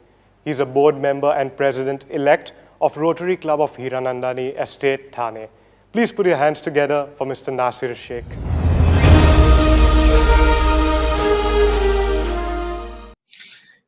Hello, I'm very happy to introduce you to our guest with whom I'm going to have a one-on-one.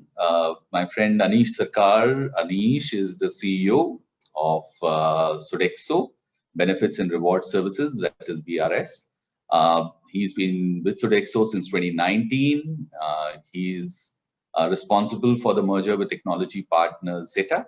And before joining Sodexo, Anish spent about 4 years as a CEO of Mercer India. So please join me in welcoming Anish, and over to my first question to you, Anish. How do you think 2020 has changed the digital payment, the entire scenario for the common citizens of India, whether they are living in the rural villages or they are living in the urban cities?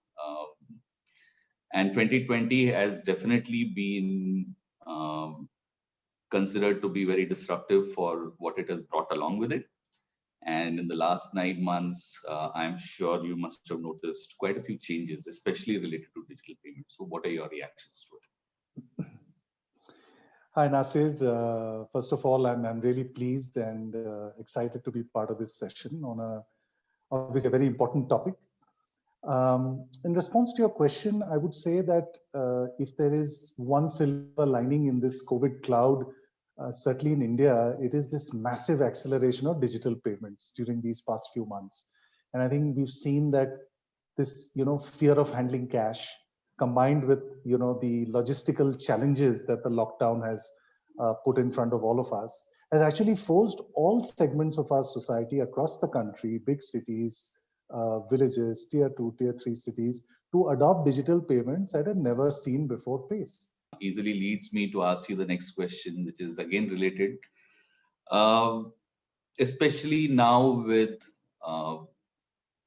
the governance around this entire digital payment and the growth which is coming along with it. There are so many different areas in which digital payment is currently getting accepted, adopted. So what are your thoughts on that? Yeah. As you said, today digital payments, you can make a digital payment for practically anything. Okay, and honestly, in my view, there's not that many green spaces left yet. Today you can even buy a car digitally. And of course, in these last few months, those remaining green spaces are getting rapidly occupied. I think the key point is how fast, the volumes will grow. And, we have, of course, seen an exponential jump in the past few months. But even if I just take mobile payments, which is, by the way, just one part of the entire digital payments ecosystem, I think it's even in the next 5 years, it's expected to grow exponentially at maybe over 60% per year. And this is a paradigm shift. And, you mentioned what's the impact on governance, what's the growth. I want to talk about one specific point, which is the impact on the banking industry. You see the way fintech is exploding, and we know that as a country we are grossly underbanked. Of course, the government has been doing a lot through the Jan Dhan scheme, etc. But let's face it, we're a grossly underbanked country. And my view is that fintech, and with this massive explosion in digital payments, the fintech industry or the fintech players will take up a lot of that growth headroom that is there. And I think there's going to be a big impact on banking, and of course that's a big question mark for the regulator to handle, how all these various entities in the financial services space manage and address the consumer's needs. For example, I see that maybe in a few years, the bank branch that we are all so familiar with may become extinct, because there will be no need for a consumer to go to a bank to do anything. And actually, even banks are now starting to move fully digital, because they clearly realize that maybe the older systems, the older approach to at least consumer banking is not going to work anymore. The other thing that I see happening because of this paradigm shift, as it were, you have personal banking, right, or private banking, which typically today is something that, high net worth individuals or a few people have access to. But as we go ahead, consumer banking and managing our finances will be at the click of a button, or maybe a few buttons on your app. So the personalization of consumer banking will not be the privilege of, a select few. It will be available to all of us. It will be available to everyone. I just want to give you again on this, this change in the paradigm, an example from Sodexo. For many years, and as I said, for 2 decades or more, we used to largely offer meal cards or the meal benefit to our corporate employees. But in the last year and a half, we have now expanded that to have a completely digital multi-benefit platform, which basically means that our clients can offer their employees not just meal or a gift card, but everything from fuel or conveyance or a gadget allowance, right up to something like health and wellness, or even learning and development. And as a CHRO, this will be interesting also for you to reflect on, or the HR community to reflect on. Imagine telling your employee that I have a platform where you can actually spend your own money and personalize your own training need and just do it all digitally. And all this, in fact, in this work from home scenario, which this COVID lockdown has brought upon us, is absolutely all the more relevant. Hello, I'm very happy to introduce Varun, with whom I'm going to have a one-on-one. Varun Sridhar is the CEO of Paytm Money. And before this, Varun has worked with Finchel as their CEO, which is an Oppo Group company. And earlier to that, for about 7 years and 8 months at BNP Paribas. I'm very happy to have you, Varun. And to you, my first question is, essentially in the entire proliferation that we are seeing in the digital payment space, what are some of the major challenges for newer players? And then, it's come up so very fast that although there are players like MasterCard and Visa who've been here for a very long period of time, they're giants in that space. So from that perspective, and also a lot of newer players coming in, so what is the competitive edge that is required? So over to you. Yeah, no, thank you, Nasir, and happy to be here. I think a couple of, before we get into what are the challenges, I think it's good to understand what are the trends, right? Why is something happening? And obviously, I think the old mobile story saying mobiles have proliferated is now old. What's actually happened is mobile earlier was a hardware. Now you have a lot of software on top of mobiles, which make it much more amenable, much more useful, many more use cases are getting solved faster and faster and faster, because now somebody makes an app which solves a particular use case, right? So for example, customized t-shirts, which is a very big thing normally, and you can't go and get customized t-shirts. If somebody puts an app and makes it digital, all of a sudden there is a use case coming up for it. Right now, earlier for some of these things, everything was disintermediated. Now the disintermediation has only gone up millions of times, because there are millions of small startups and houses putting up millions of small ideas, and they're able to break even / build a business with 500,000 odd customers, right? So when you start to look at it like that, what essentially is happening in the world is the ability for a use case for a very small part of life. Like let's take the example of agroponic farming, right? There's aquaponic farming, sorry. There's a very nice firm in Bangalore which runs a very, very small boutique farm and serves vegetables to home. Now that small shop earlier would have not been successful, but all of a sudden you have this company as a startup running and being able to deliver. So those use cases are now in millions. And because of that, because of obviously mobile, the consumer segment, what's happened to people is people are now going saying, hey, let me download an app and get it going. And I think before we get to payments, it's very important to understand how human psychology is changing. Because human psychology is moving from what we would call a human life, or the way you and me live, is changing from I would go to one place or to somebody to actually going down to a Play Store, downloading something and fulfilling your life with that. And the amount of time, energy, budget of fulfillment of that is far higher than what was before.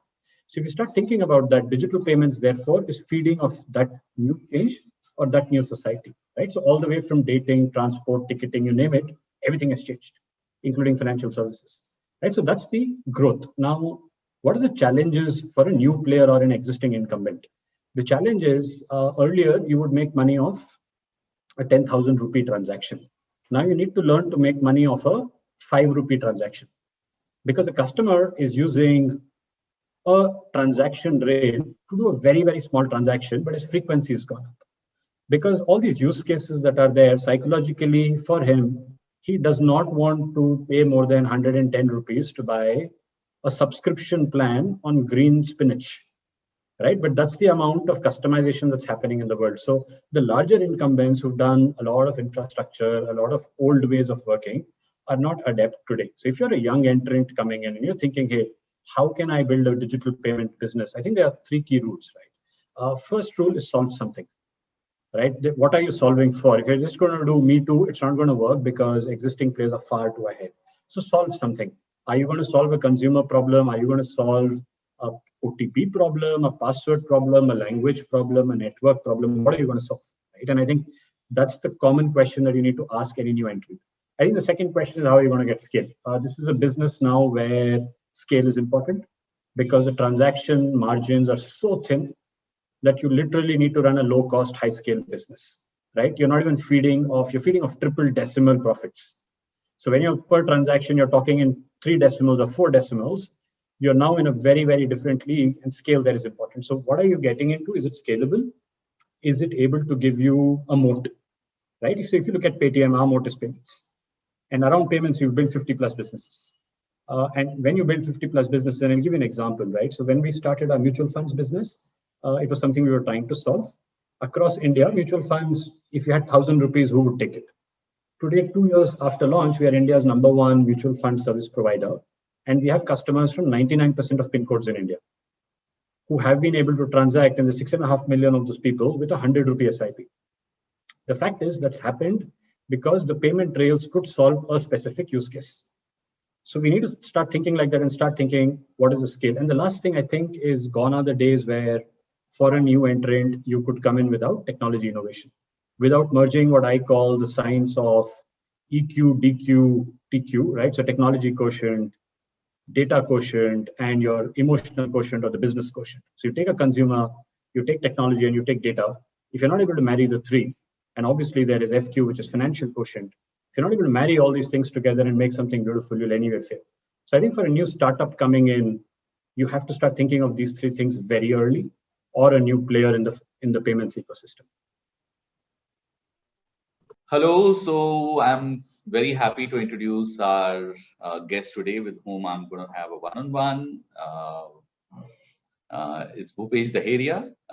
Bhupesh is an education technology futurist, serial entrepreneur, educator, and a prolific speaker that I have known for several years. He's the CEO of Aegis School of Data Science and Cybersecurity. So please join me in welcoming Bhupesh, to whom I'm just about to ask the first question for today. Looking at this entire topic, which is so large, right? I mean, digital payment, and to make it contextual, given your background, how is AI, data science, machine learning playing a role in digital payment? And for people who are coming in here who are supporting this entire industry, so what are your thoughts around that? I think this whole digital payment has completely democratized the way the payment is being done, right? Because there are millions of people, those who are unbanked here in India and in fact worldwide. Digital payment is paving a path towards that. Now, once we are moving away from human intelligence, right? Human interface, where the payments are being digitally. And traditionally, humans were handling this whole transaction, right? So if you remember your childhood days, Nasir, we used to visit bank and we used to draw money, right? And those were the days, right? And we used to really rely upon human intelligence on any kind of transaction which is happening. Now, all of a sudden, from few million to like billions of people have started doing transaction, and you cannot really, of course, put millions of manpower to really handle that, handling physical cash or ensuring whether it is Nasir or somebody else who's withdrawing the payment. You require some level of artificial intelligence, right? You require some level of digitization of the whole process, right? So there are two ways, right? You can really build systems which are rule based, right? That okay, you will enter your user ID, password, right? And but how about you use your user ID password to do the transaction? Maybe a hacker or somebody else. And that's where you require these digital systems to become much more intelligent, just like a human being, right? So imagine that even if you wear a mask, since I have interacted with you so many times, I will be able to really identify based on your voice, based on your gesture, the way you really talk, whether it is Nasir or not. Now, can we really codify this on digital world, right? And that's where the artificial intelligence and data science is coming in a big way. I think somewhere it touches on the subject of cybersecurity while we were talking about, you know, scams and frauds and detection, early detection, and all of that. So, why cybersecurity is important for the success of digital payments, and how is it uh, currently being used in the existing scenario wherever the digital payment and transactions are happening. So, any insight into that? Yeah, so if we see cybersecurity were always important, but in last 10 years since this India stack has come, and India stack has really brought in four new concepts, which is basically say presence-less, which is paperless, right, which is cashless, and which is consentless, right, layers. So these four layers which has brought in into the Indian ecosystem, and what it means that everything has gone digital. And once you go digital, it increases vulnerability, right? Because everything is not now in the physical currency, everything has become digits, right? Zeros and ones. Whenever I stay in some hotel, I don't use the public Wi-Fi of hotel, right? I typically set up my own hotspot and try to connect my laptop instead of using it, because that channel is unsecure channel, and anybody who's sitting in the lobby there can really decrypt and can really hack into the stuff.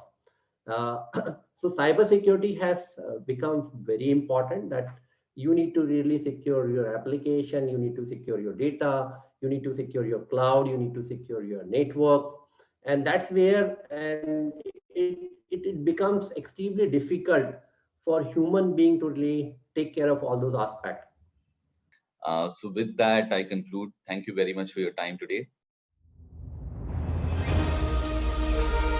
Next, we have the Budavata dance troupe from Sri Lanka, who have been performing professionally with the vision of promoting the exotic traditional dances of Sri Lanka, fused with all kinds of Indian and contemporary dance styles. Carving a niche, the troupe's wonderful performances have not only won the hearts of the audiences, but also facilitated and enhanced diplomatic relations between many countries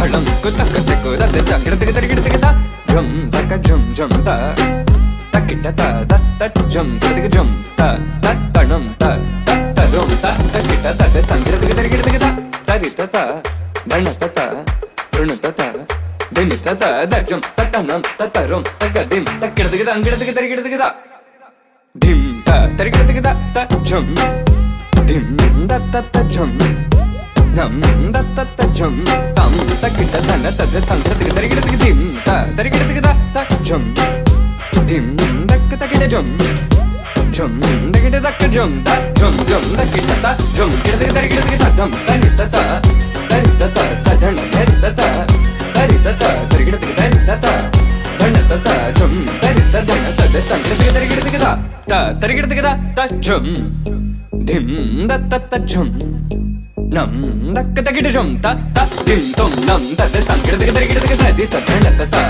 tarikida ta dana ta dim ta tarita ta dana ta tarita dana ta tarikida ta dim tarikida ta dim tarikida ta dim tarikida ta jum tarikida ta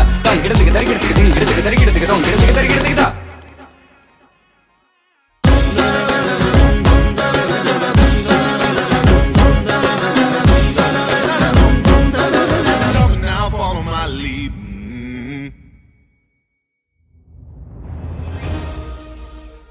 A Rotarian since 1979, he oversaw a record contribution to the Rotary Foundation of $654,000 as a district governor, the largest in Indian Rotary districts until 2006-07.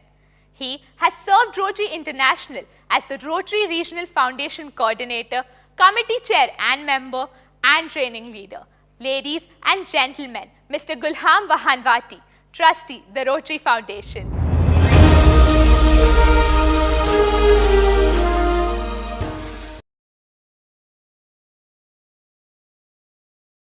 President-elect Shekhar, Trustee Chair Ravi, Convener Director Kamal, Director Bharat, respected senior leaders of Rotary, distinguished donors to our foundation, fellow Rotarians, ladies and gentlemen, good evening.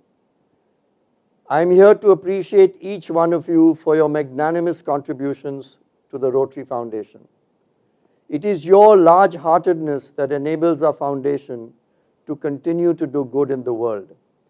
Please accept my grateful thanks.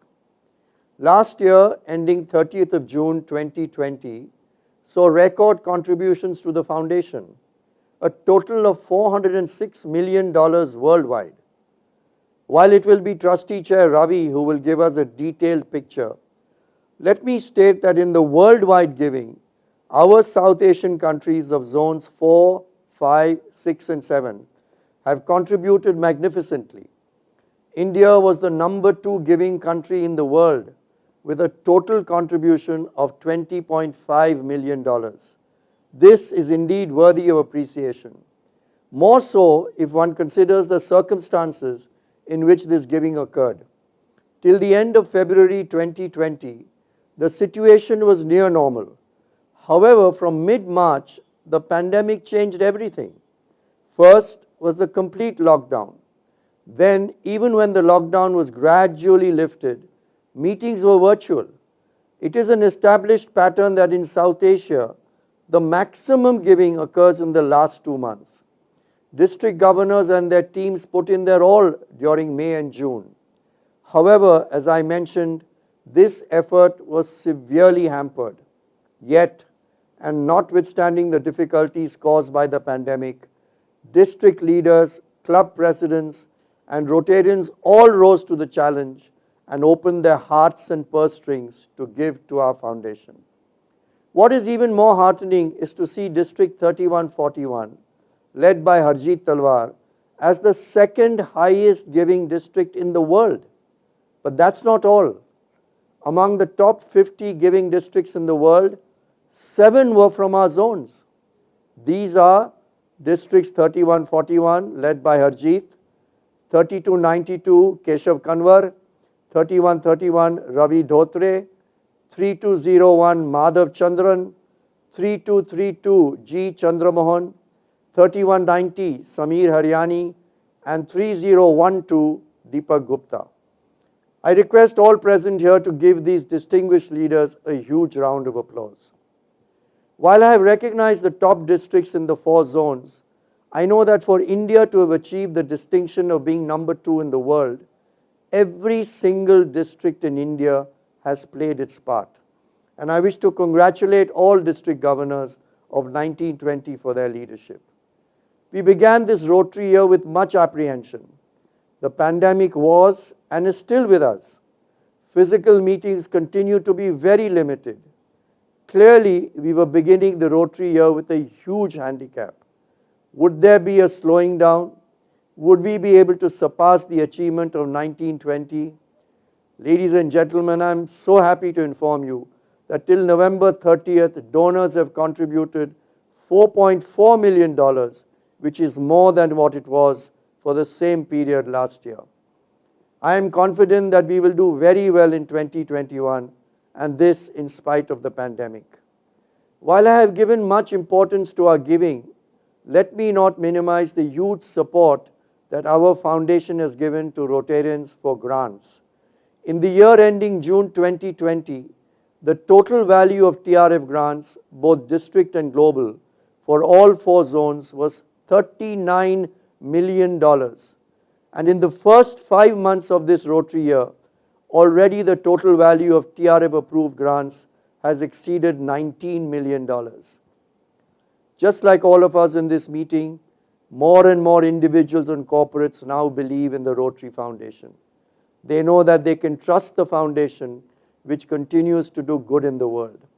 I can personally vouch for this because I have been speaking virtually at several district Rotary Foundation seminars. And everywhere, Rotarians have shown their commitment to give to our foundation. Let me place on record the exemplary leadership of district governors. I also recognize Rotary Foundation regional leaders, RRFCs, EMGAs, and End Polio Now coordinators for all 4 zones. The communication and sharing among us is noteworthy. Every month, we have a regional Rotary Foundation meeting with all 12 coordinators present, along with South Asia staff. Then every quarter, we have an individual zonal review meeting where the district Rotary Foundation leadership of districts in that particular zone, along with the designated TRF regional leaders, including the ARRFCs and RI director and director-elect, are also present. This enables districts to share where they are and what needs to be done. This, my friends, is teamwork at its best. Working together works. All across the country and beyond, our foundation is becoming the NGO of choice for giving. Let us ensure that we maintain the highest standards of stewardship so that the good name of the Rotary Foundation is never tarnished. Once again, my thanks to each one of you for your generosity. Thank you. Our next speaker is a veteran 3rd-generation Rotarian, joining Rotary at age 21. As RI President, he led a delegation of about 9,000 Rotarians to the Vatican for an audience with Pope Francis in St. Peter's Square. He has worked closely with UNICEF for the eradication of polio in his country.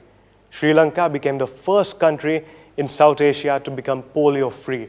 His country conferred on him the title of Jewel of Sri Lanka and released a postage stamp in his honor. It gives me immense joy to welcome to the helm Mr. K.R. Ravindran.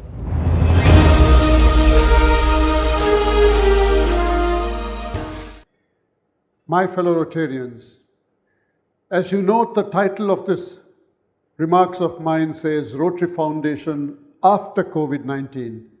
Nothing is written. You know, to answer that question, I've got to be either a fortune teller or a soothsayer, and I'm neither. But I can tell you that few, if any, could have predicted at the birth of this year as to how 2020 would run out. The COVID-19 pandemic has shaken the landscape of the world and presented communities with a challenge for which there is arguably no existing playbook. Today's public health architecture was built for outbreaks and epidemics. In outbreaks and epidemics, the spread of disease is geographically limited. So the unaffected countries can, in theory at least, help the affected ones. In a pandemic, nearly everyone is hit at once, which means we really have no one to turn to who does not need help himself. But the good news is that the first vaccines out in the world look very, very promising. And hopefully 2021 will see the sunset of this pandemic.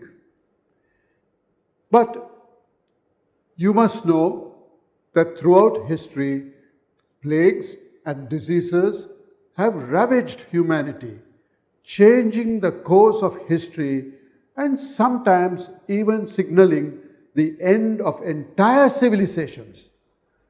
But if you look closely at the changes brought about by these plagues, they are not always for the worst.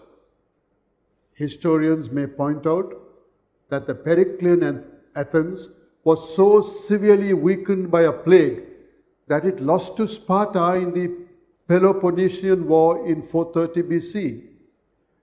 But it was that defeat that enabled the Athenian move to a radical democracy in which the world saw power evolve to the vote of the ordinary citizen for the first time. Historians may point out that the 14th century pandemic killed at least a third of Europe's population, but it also contributed to the end of feudalism. In fact, the tactics prevalent in today's efforts to stifle the novel coronavirus are anything but new. Protective masks, quarantines, isolation, and social distancing emerged in response to the Black Death pandemic in the 14th century. Likewise, the roots for contact tracing goes to the Spanish flu in 1919, which killed an estimated 50 million people. It was used for tracking the spread of syphilis among sex workers and their patrons. But the world always recovered quickly.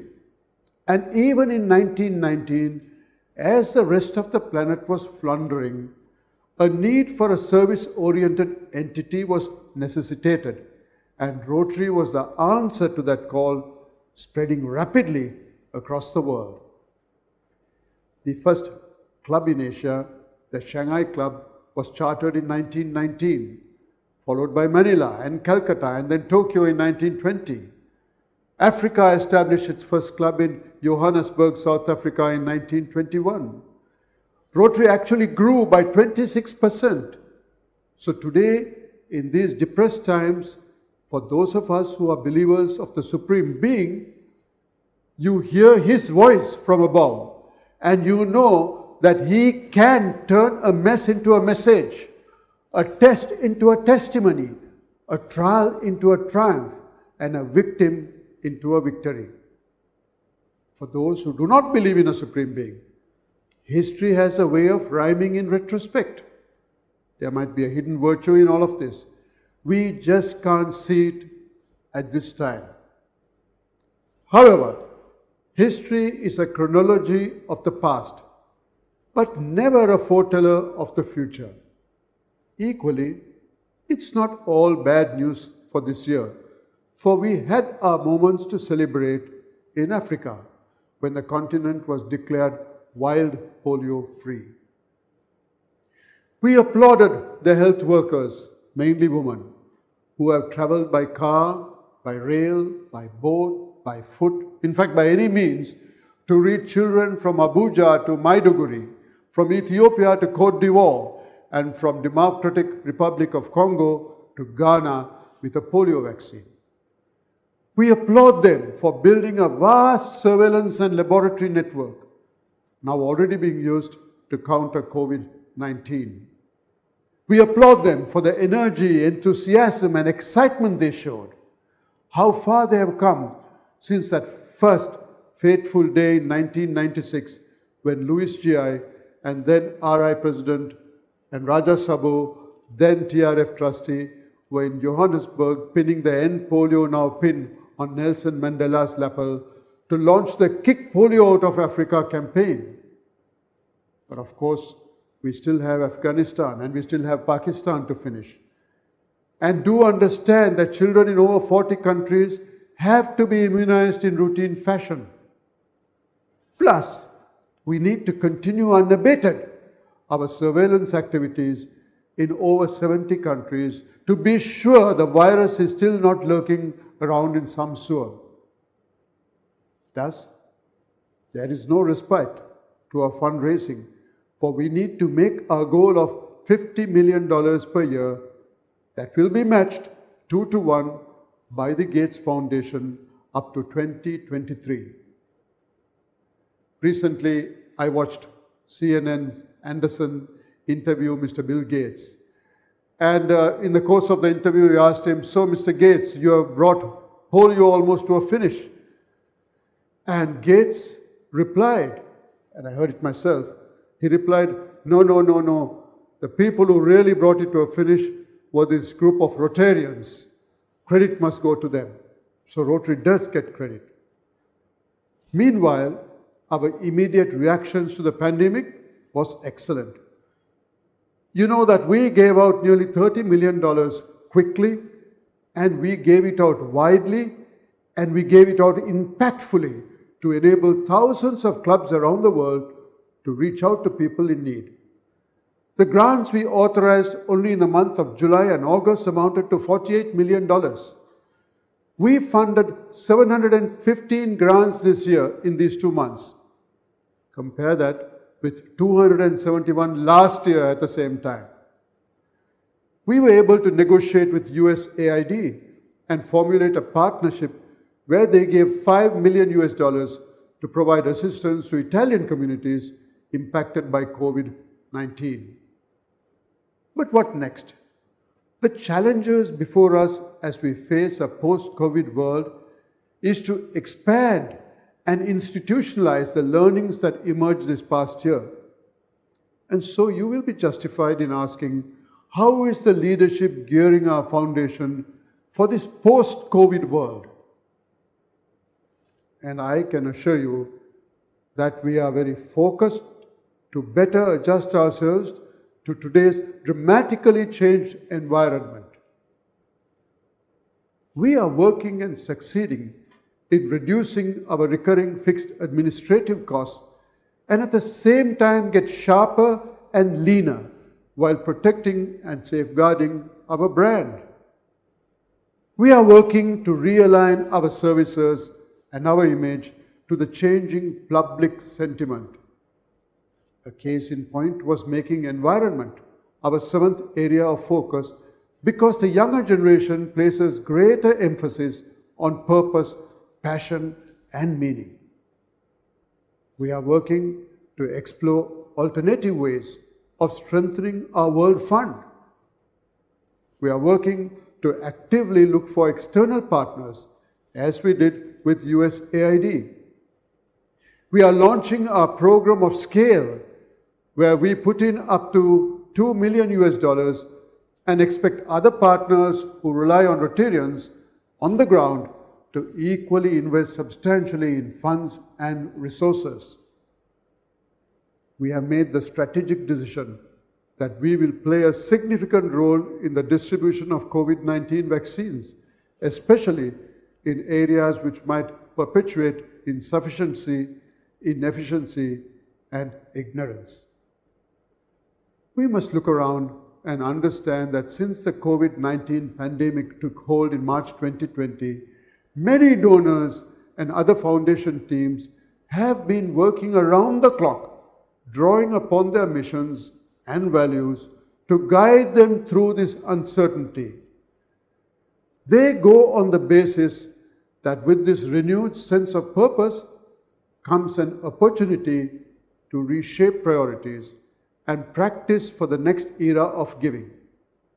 We must take heart from the reaction of the charitable public to the pandemic. What's striking was not only the scale of capital being committed by major philanthropists, at least 10.3 billion globally in May 2020, but also how it is being given at record speed, with fewer conditions and in greater collaboration with others. So this is the world of goodness out there. And Rotary, my friends, is a microcosm of that world. The same good people are also amongst us. Therefore, meeting our funding goals is our first challenge. In normal circumstances, we have a very achievable goal for this year of $410 million. $50 million for polio, of course, matched by another 100 from Gates. $135 million for the annual fund. $85 million for the endowment fund. $40 million for other outright gifts, all adding up to a grand total of $410 million. Our midterm goal of $2.025 billion in net assets and expectancies by 2025 remains intact. And when we reach $1 billion in net assets, the funds available on an annual basis for spending would be between $40 to $50 million, even if no Rotarians gives 1 cent that year. So far, thankfully, we are on track, keeping up with projections. The pandemic has sent the world economy into one of the worst recessions in recent memory. But if we are to learn from the 1919 Spanish flu, it created an environment that facilitated a need for an organization like Rotary. Similarly, the misery caused by COVID-19 will leave governments constrained from spending money on social services in the way they will need to, because of high levels of unemployment, homelessness, and poverty. This will create a dire need for Rotary service. In fact, my view is Rotary will thrive because in dozens of countries, we become the answer to the prayers of community members. The prayer of the desperate parents whose child is seriously autistic or otherwise disabled, until Rotary builds an institution which gives that precious child a fresh lease at life. And of the ailing villagers, many of whose kidneys are affected because of groundwater contaminated by overuse of fertilizers, and now have purified potable water through a reverse osmosis plant. And the girls who would have had to leave school at 12 or 13 because their school had no toilets, no private place to wash, and then find one day that the school has a new toilet block built by Rotary.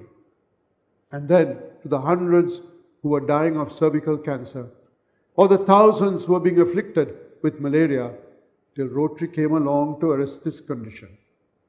For all those people, countless hundreds, even thousands, they may never know us, or for that matter, they may never know of Rotary, but they do know that their prayers have been answered and their lives have found renewed hope. We must understand that none of us here are more than a speck in the vastness of space. Our time on this earth is limited, and we can feel so insignificant. But as any physicist will tell you, even a single speck has the power to change the world if it moves in the right way, in the right place, and at the right time. Rotarians can make things happen because of their boundless imagination, fierce ambition, and uncompromising dedication, even in this dark and gloomy year. But then remember, the night is darkest just before dawn breaks. So let's have hope that this too will pass. As I alluded earlier, nature is immensely complex. It is impossible to tell whether anything that happens is good or bad. because you never know what the consequences that follow will be. All we can know is that with every action and reaction, there is an opportunity, a chance to live our values, express our desires, and take action to improve the quality of our lives. Nothing is written. Nothing is written. We are the authors. It is up to us to take all that is great about Rotary and the Rotary Foundation and use it to build a better world. For this is our great moment of opportunity. CNN's Farid Zakaria, in his recent book, describes a scene from the film Lawrence of Arabia, which makes this point very vividly. In the movie, in a role played by Peter O'Toole, Lawrence has convinced a group of Arab tribes to mount a surprise attack on the Ottoman Empire from whom they seek independence. Lawrence leads a band of Bedouin warriors across the desert, approaching the Ottoman port of Aqaba from the rear. They cross the desert in the blistering heat, braving swirling sandstorms. At one point, they discover that one of the Arab soldiers, Qasim, has fallen off his camel. Lawrence instantly decides that he must turn around and get the lost man. Sharif Ali, the chief Arab leader, played in the movie by Omar Sharif, objects. One of his aides tells Lawrence, Qasim's time has come. It is written. And Lawrence snaps back. Nothing is written. Then he turns around, ventures back, searches amidst the sands and the dunes, and finds Qasim, staggering about half dead. Lawrence brings back Qasim to camp to a hero's welcome. When Sharif Ali offers him water, Lawrence looks at him before quenching his thirst and calmly repeats, nothing is written. In Lawrence of Arabia, the lesson about fate versus human agency gets more complicated. The night before the attack on Aqaba, the Arab tribes start quarreling bitterly over the murder committed by one tribesman against a member of another tribe. As an outsider, Lawrence offers to execute the murderer so that justice could be done by an impartial hand, only to realize that the murderer is Qasim, the very man whose life he had saved in the desert. Yet he walks up and calmly pumps 6 bullets into Qasim. The lesson perhaps is that Qasim was destined to die. Lawrence had been able to save him in the desert and in doing so gave him a reprieve. But by his actions, Qasim threw away the chance for a different future. So too in our times, we face circumstances which are similar. This ugly pandemic has created the possibility for change and reform. It has opened up a path to a new world. It's ours to take that opportunity or squander it. Nothing is written. Let me leave you on that note, asking you to be safe and continue to have hope for yourself and for Rotary, remembering nothing is written. We write it. Thank you. She is a pediatrician and clinical scientist known for her research on tuberculosis and HIV. She is the chief scientist at World Health Organization and the WHO head for India. Up next to talk to us about polio, the last hurdle, please give a warm welcome to Soumya Swaminathan.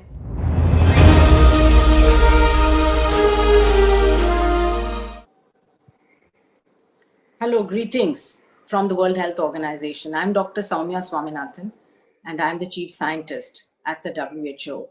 And it gives me great pleasure to be addressing all of you today you're the leaders of the Rotary movement in India, and it's a joy and an honor to be speaking with you today, though not in person.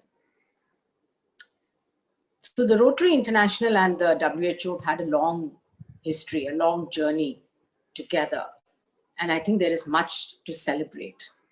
Even as 2020 has been a really challenging year for us, and we'll come to that in a minute about COVID-19. At the same time, there have been some successes that, particularly in polio, that we can celebrate.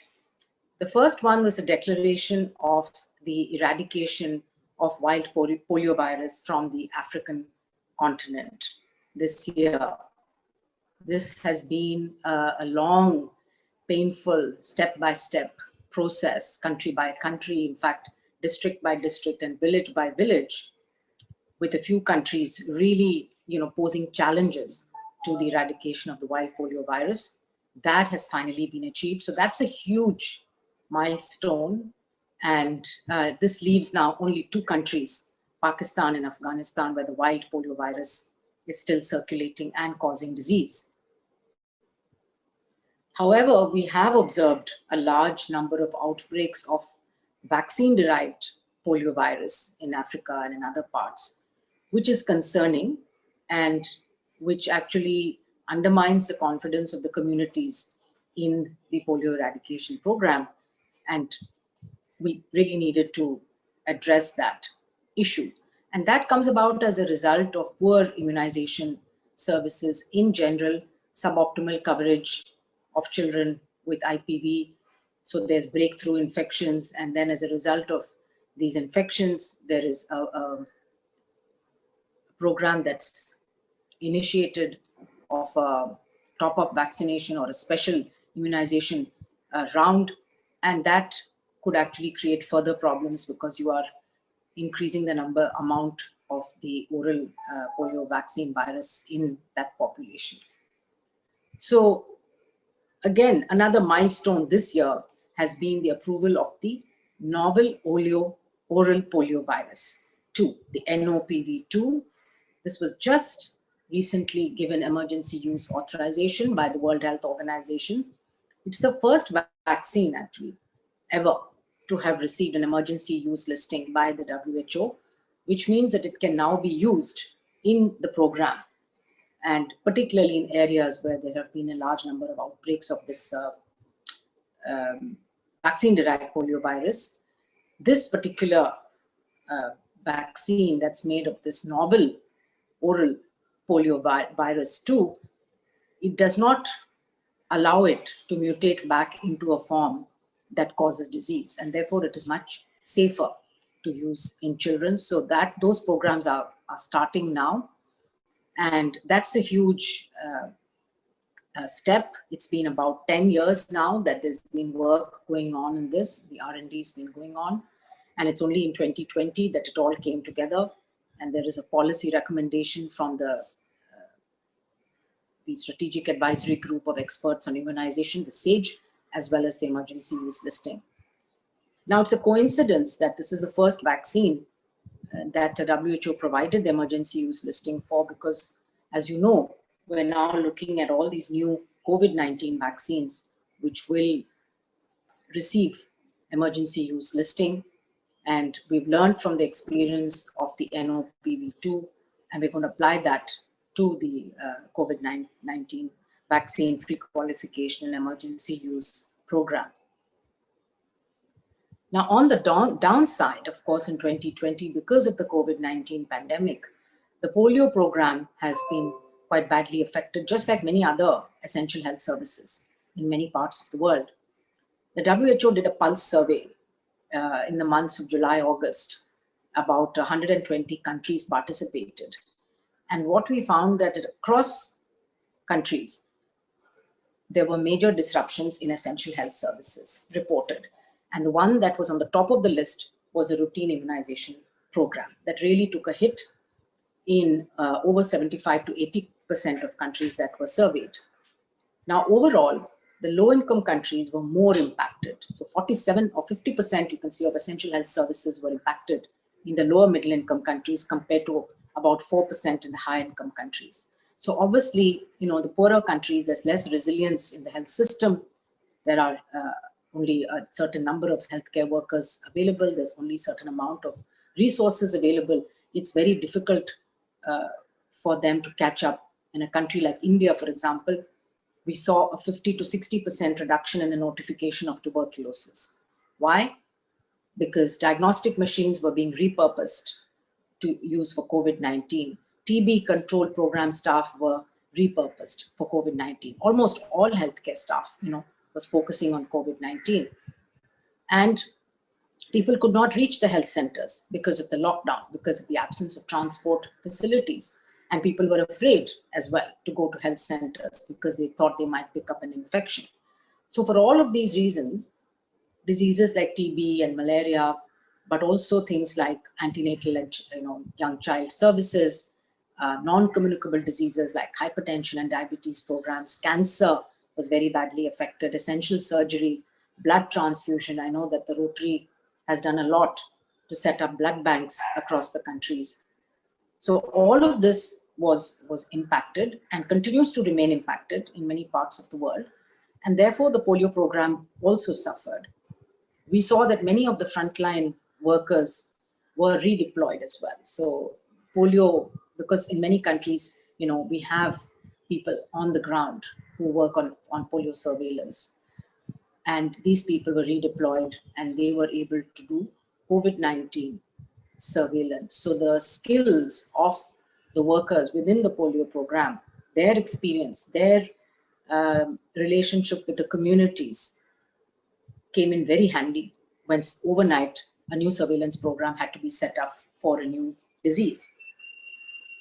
Now, what it means is that if you have a well-functioning, well-trained workforce, you can actually use them for multiple purposes. They don't have to be used for a single disease. So in many countries where there is polio transition now going on, where the disease has been under control for many years, this workforce really needs to be retrained, redeployed, and used as a public health workforce to monitor and keep an eye on both communicable and non-communicable diseases for that matter, on the ground, and to have that engagement with the community.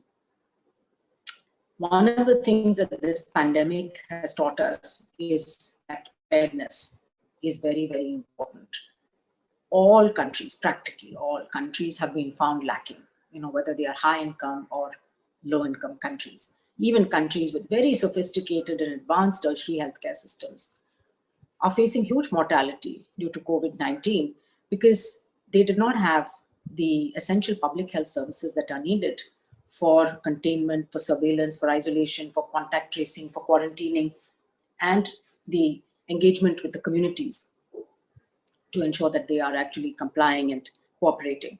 So we've learned a lot of lessons from this, and I'd like to go over a few of the important lessons for me personally, which I think is going to be very important for the future. The first one is the investment in public health. There is no getting away from it. And this investment has to be long-term, it has to be sustained. And the success of investment in public health is the absence of outbreaks, epidemics, and pandemics. So in some ways, it's very difficult because people will say there was no need to have done anything. Look, everything is fine. But everything is fine only because you invested in prevention and preparedness. We are reactive generally. Human beings are reactive, and we go from a cycle of panic to neglect. This year, everyone has been in panic. We want to get out of the situation. We want to do everything possible to finish it. But then, as has happened in the past, we should not go into a cycle of neglect where we say, well, now that pandemic is over, let's get back to business as usual. We're not going to have another pandemic in our lifetime. But that is not true. Pandemics, the question is not if, but when. We know how these viruses jump from animals to humans. It's because of climate change, destruction of forests, deforestation, animal-human, not just the conflict, but animals and humans really coming together, the farming of wild animals in many countries, the markets where wild animals and domestic animals are sold together, and the way that people are living also. All of these encourage the use, the mixing of human and animal viruses and the development of new strains, which can then infect humans and become very dangerous and pathogenic. This has happened with many.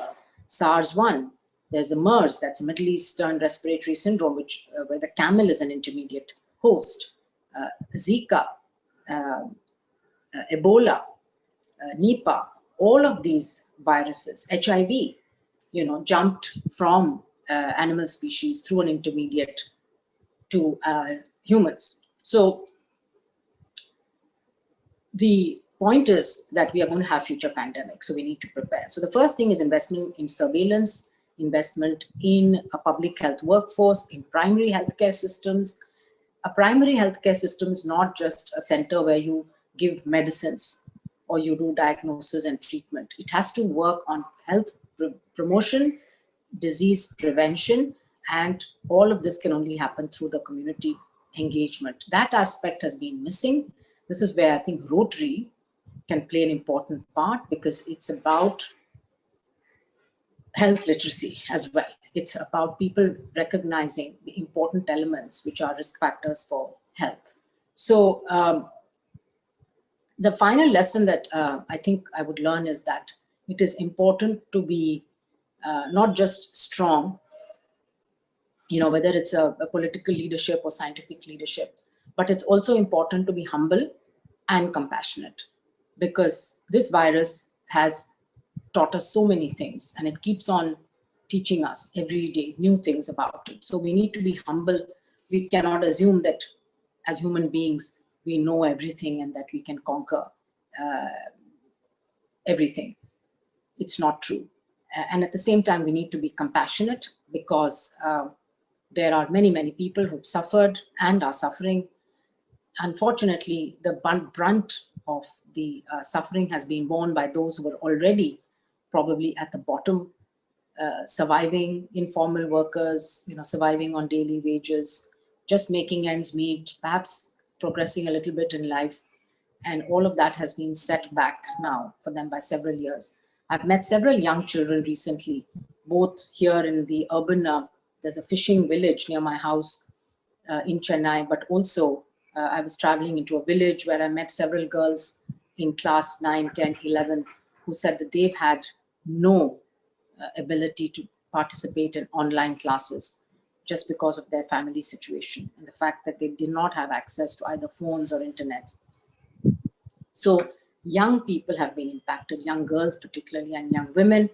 There's been an increase in domestic violence, an increase in trafficking of girls and women, and an increase, of course, in the dropout of children from school.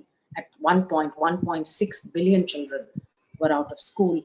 Currently, I think it's still several 100 million children who are not only missing out on educational opportunities, but are missing out on their midday meals and missing out on being away from a family environment, which is not very conducive.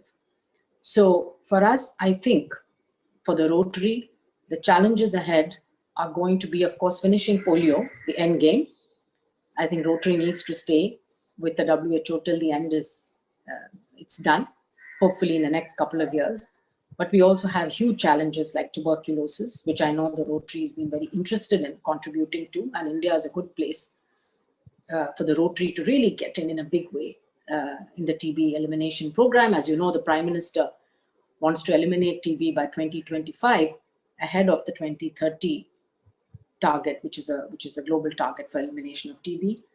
But also, I think education of young people, of young girls and boys who are facing difficulties now, especially because of the pandemic.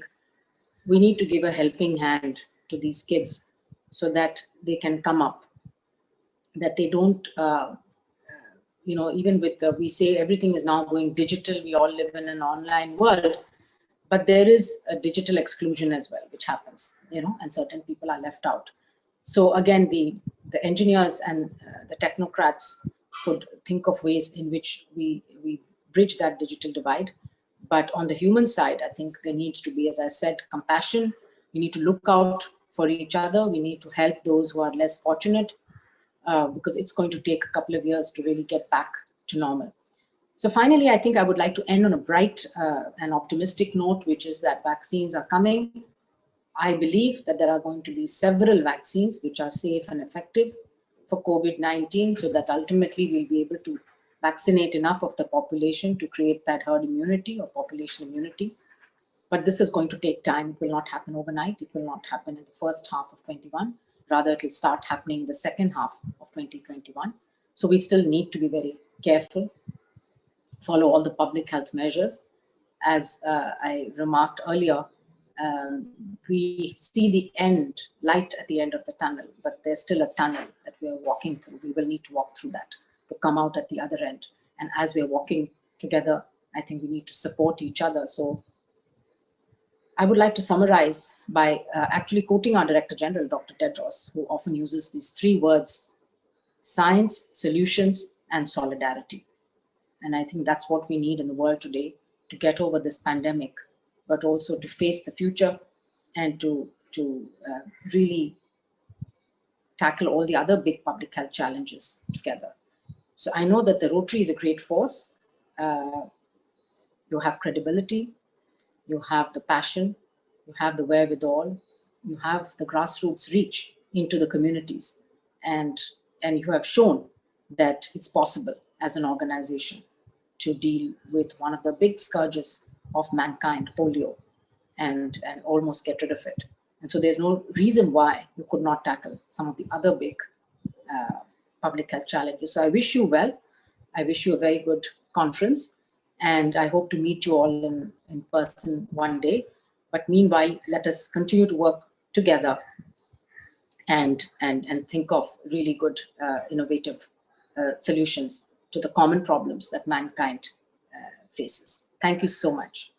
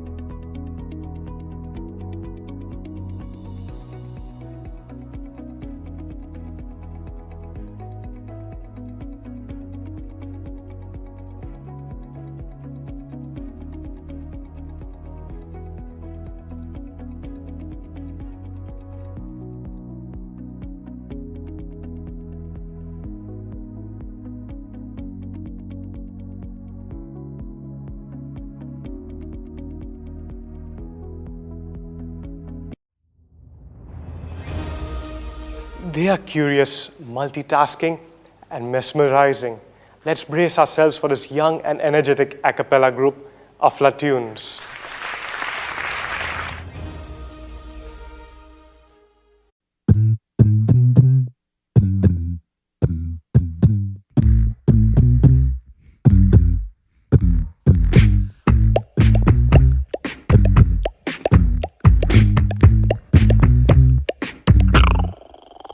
Everybody, yeah, yeah. Rock your body, yeah, yeah. Everybody, yeah.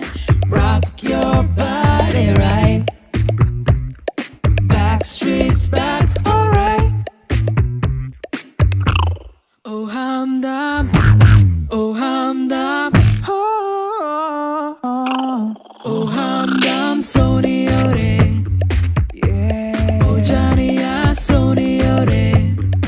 yeah. Oh Janiya, शाम को खिड़की से चोरी चोरी नंगे पाँव जा आएगा. Am I original? Oh Soni ore. Am I the only one? Oh Janiya re. Am I delusional? Oh Soni ore.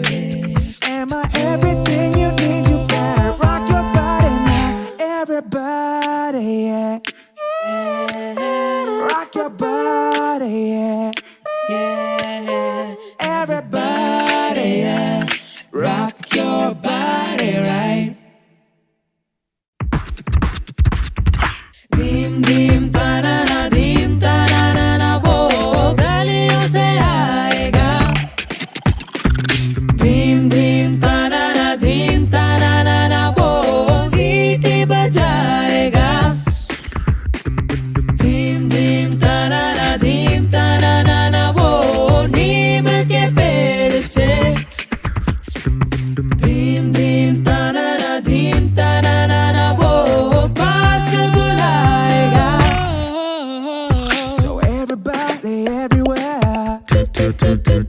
Don't be afraid, don't have no fear. Gonna tell the world, make it understand.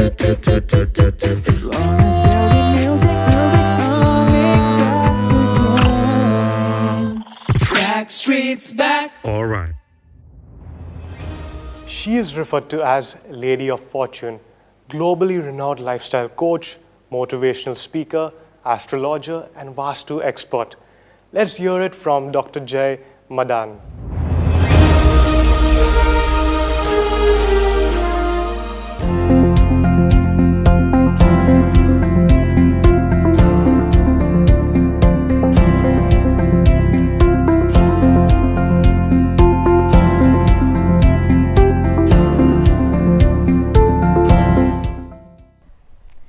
Namaskar, I'm Dr. Jay Madan, and I'm going to talk about a very sensitive topic, that is gender equality.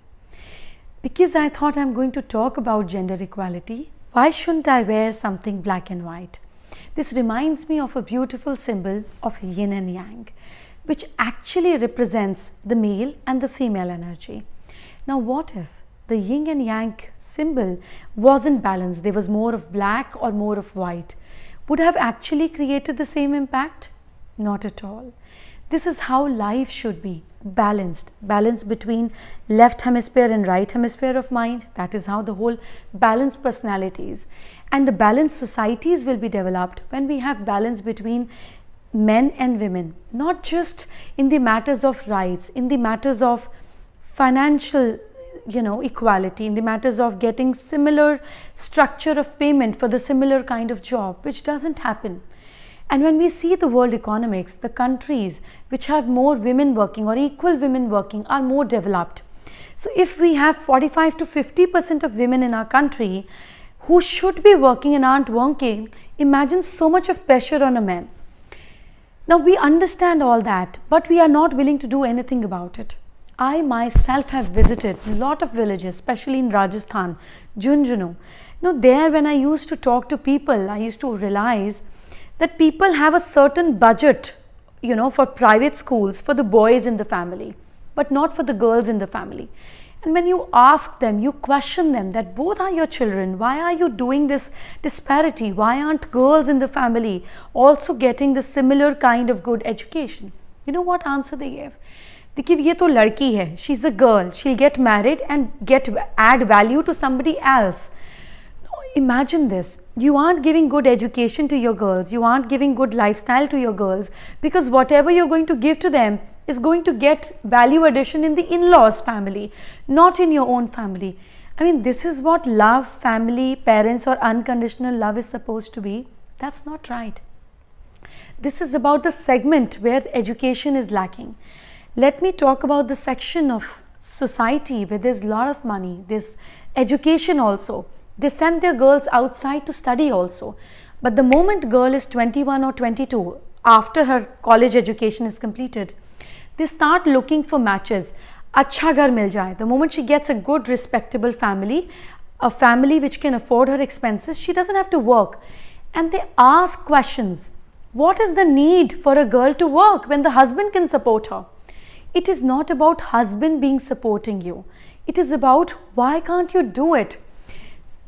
There's something very personal I believe in. I also got married at the age of 21. I was a mother when I was 21. And I was asked the similar question the day I decided that I have to work.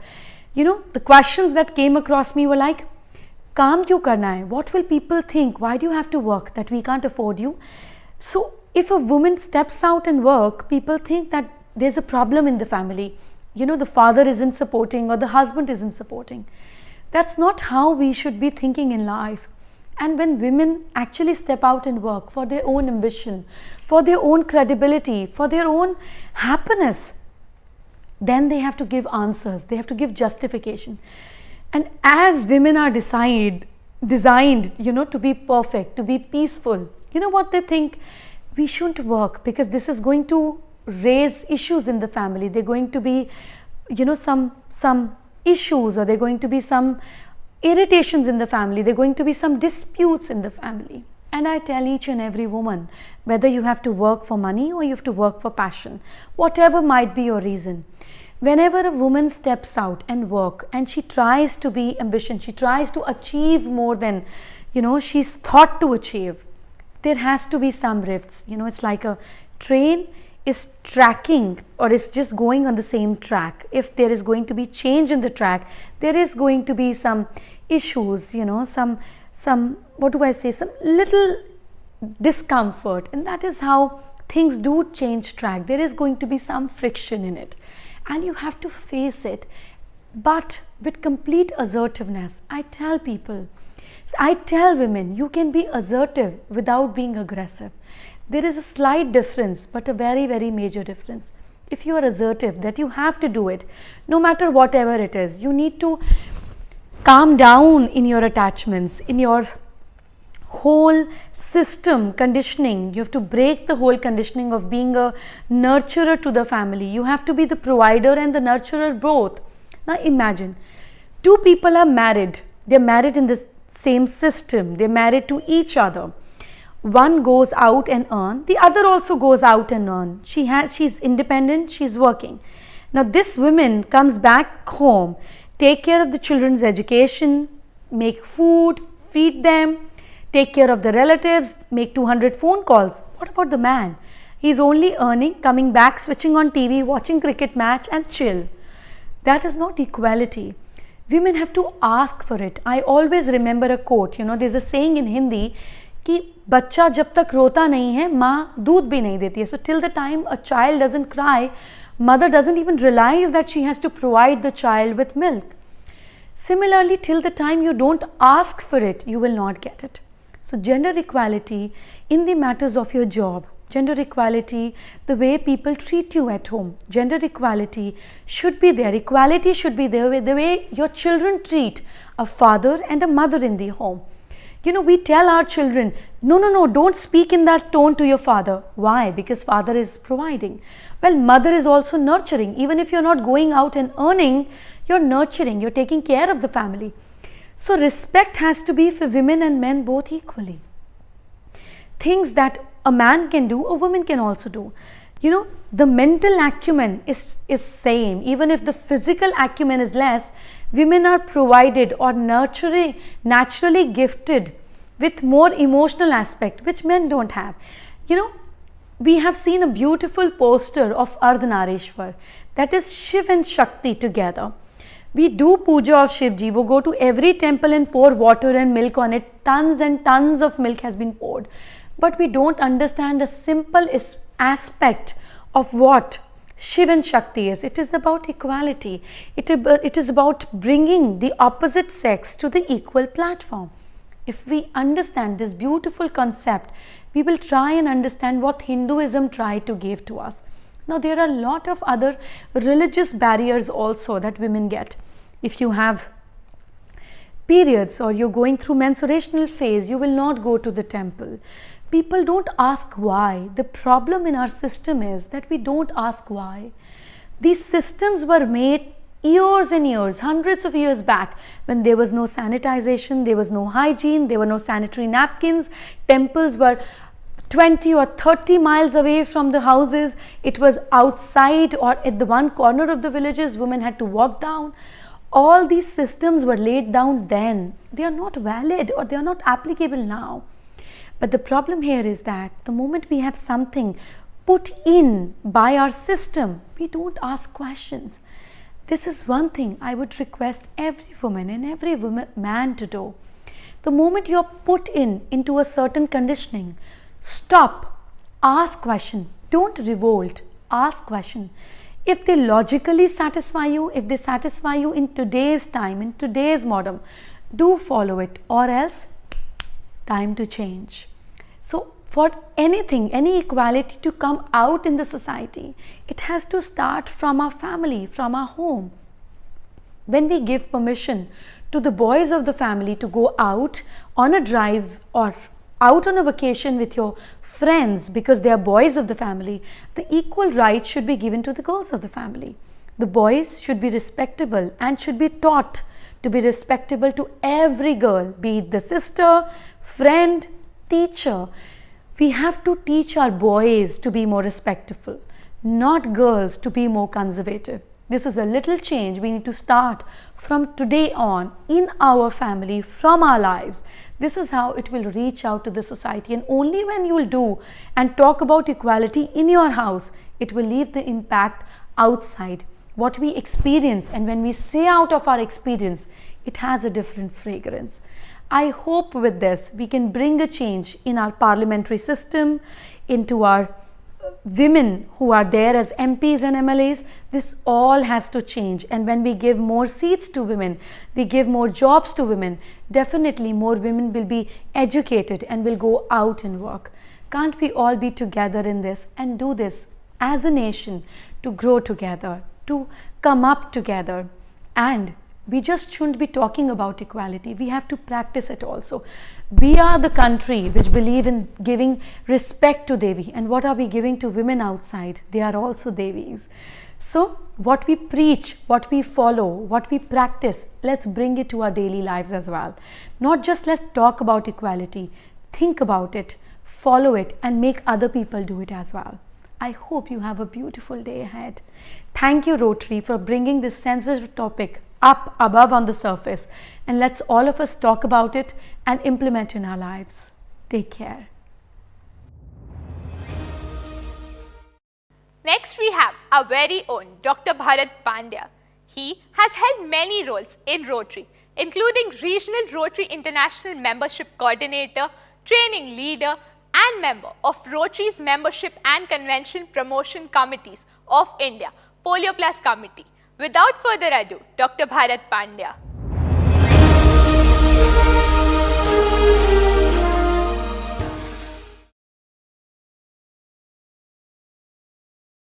Hello friends, I am Dr. Bharat Pandya, Rotary International Director, and today I am happy to share some thoughts with you on Rotary's project Positive Health. In his famous book, A Tale of Two Cities, Charles Dickens begins with these lines: "It was the best of times, it was the worst of times. It was the season of light, it was the season of darkness. It was the spring of hope, it was the winter of despair." These lines perfectly capture the year that has gone by. A year which started with hope and promise. Promise of Rotary connections and Rotary opportunities. But then the pandemic struck, bringing despair and darkness, wrecking lives, affecting people's health, affecting the economy, and bringing the world to its knees.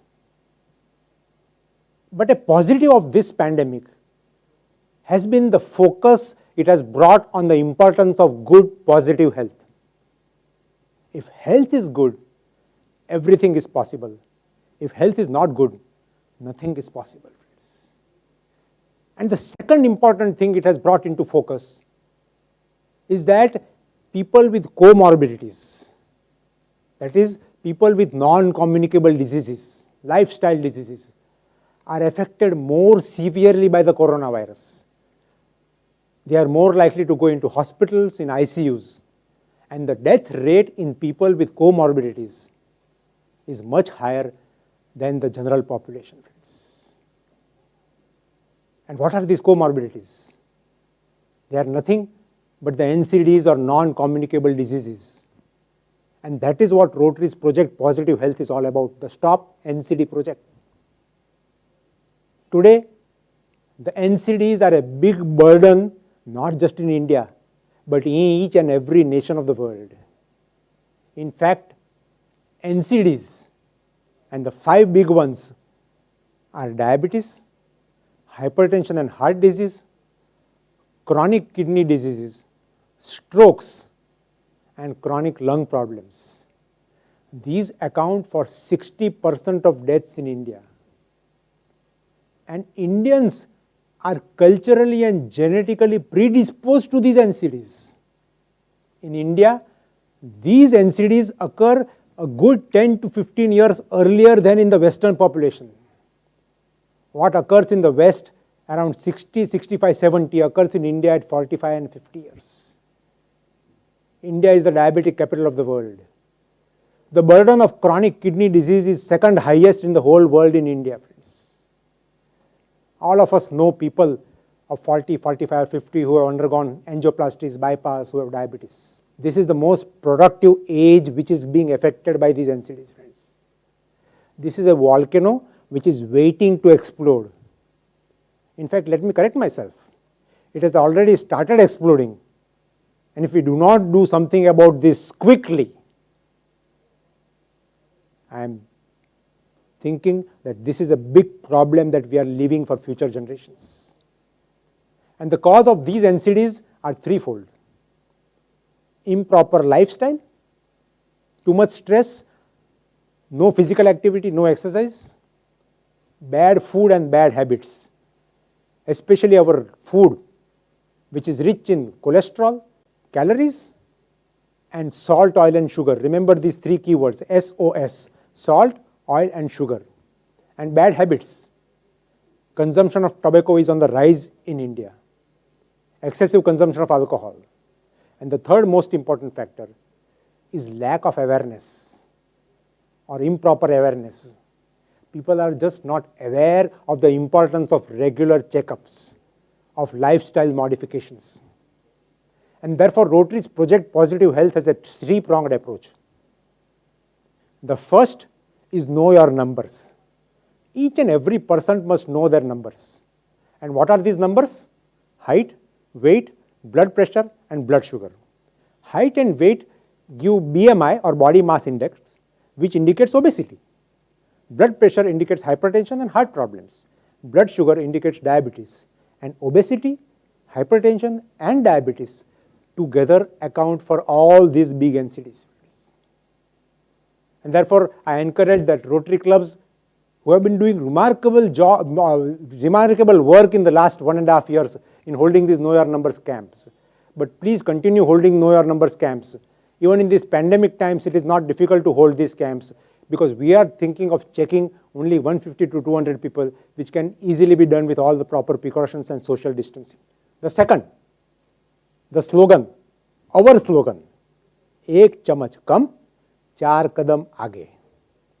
एक चम्मच कम is 1 spoon less of salt, oil and sugar in our daily diet, and 4 कदम आगे is 30 minutes of exercise everybody should be doing daily. Make this your slogan. Adopt it and implement it in your lives, but not just in your lives, in the lives of your friends, families, acquaintances, business associates. Encourage them also to adopt and implement this slogan in their lives.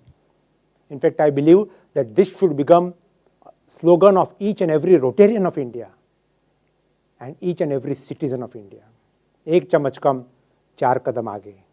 And third, of course, is our school awareness program. It is difficult to change mindset for adults. It is easier to change mindset for the children. Importance of good habits. What is good food, bad food, importance of exercise. And if we change mindset for the children, they will go back and change the mindset for their families, for their elders, for their relatives. Remember, together we can and we will, friends. And this is not just a 1-year program or a 2-year program, but this program has to carry on for at least 10, 15, 20 years and beyond also. As a surgeon, I am always committed to curative healthcare. But I realize that the future of healthcare lies in preventive healthcare. And that is what this Project Positive Health is all about. Preventive healthcare. Remember the slogan. पेट को रखो नरम, पैर को रखो गरम, दिमाग को रखो ठंडा, तो बीमारी को दे सकोगे डंडा. Keep your tummy soft. That means control your diet intake. Keep your feet warm. Exercise or walk daily. Keep your mind cool. And if you do these 3 things, you can defeat and overcome all the illnesses. So come, join with me. Let us work together on Rotary's Project Positive Health across India and in the next stage across the world, so that we leave behind a healthier generation for our children and grandchildren. Enjoy Rotary, enjoy yourself. Thank you very much, friends. Up next, taking up the helm is a man whose investment strategies could change the world. His career has spanned from being the co-president of Franklin Templeton Investments to becoming the executive chairman of New One and his investment manager of TIA. He spent 11 years at the World Bank advising governments on developing the financial markets and arranging equity, quasi-equity and debt financing. Please put your hands together and welcome Mr. Vijay Advani.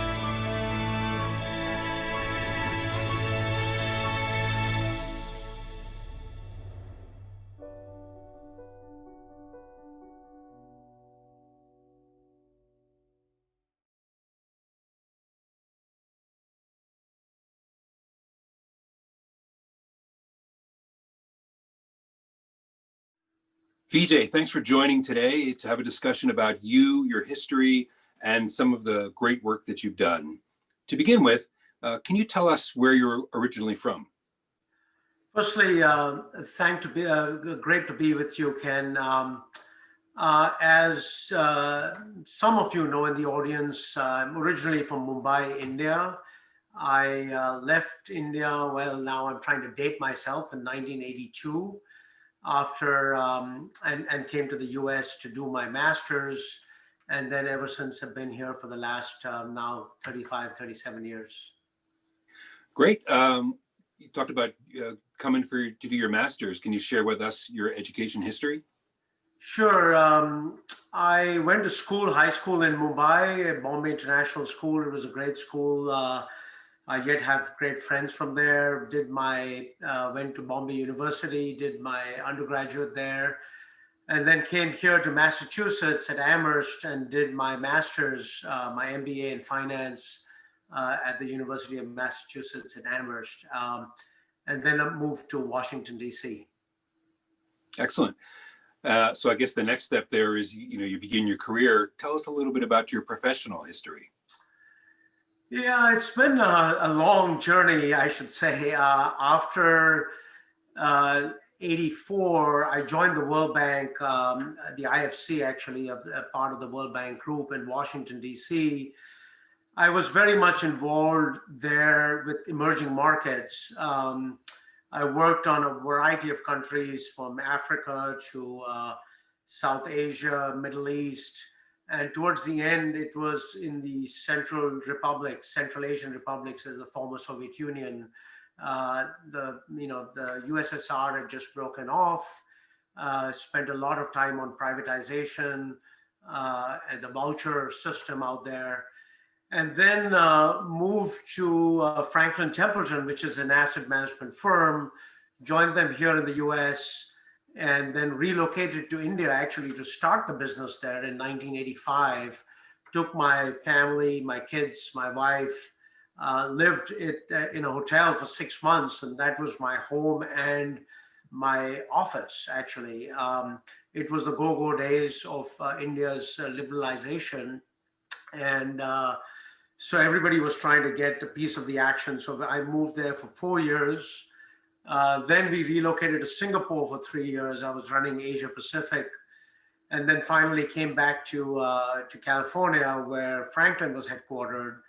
And then 4 years ago, joined Naveen as the CEO. And today I'm the executive chairman of Naveen, which is a competitor of Franklin. It's a global asset management firm. Interesting.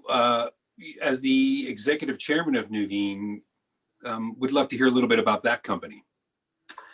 Yeah, so we are asset managers. We are a subsidiary of TIAA, which has a 100-year rich history of started by Carnegie, Andrew Carnegie, for retirement for educators.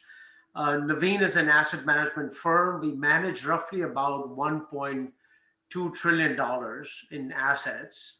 And Naveen really has 3 pillars. The first is anything we do in the asset management world, we look to generate income. We've generated income for over 100 years.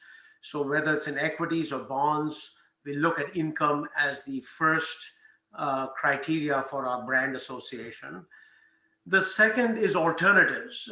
From the 1.2 trillion, roughly about 30% is in alternatives. And what that really means is hard assets, whether it's real estate, timber, agriculture, private equity. The balance 70% is in stocks and bonds. And then the third pillar of our brand association is ESG, or responsible investing, I should say. And then we can talk a little bit more about that. But basically, anything that we do, all our investments, whether it's stocks, bonds, or alternatives, we look at it through a lens of responsible investing. So those are the 3 pillars for Naveen. We are headquartered here in the US, but progressively we are expanding overseas. We have offices in Europe, Asia, and Latin America. Vijay, you talked about ESG, and you certainly have an impressive history of impact investing and working in that space. Can you talk to us a little bit about, how you see responsible investing, where we got started with that and where we are now?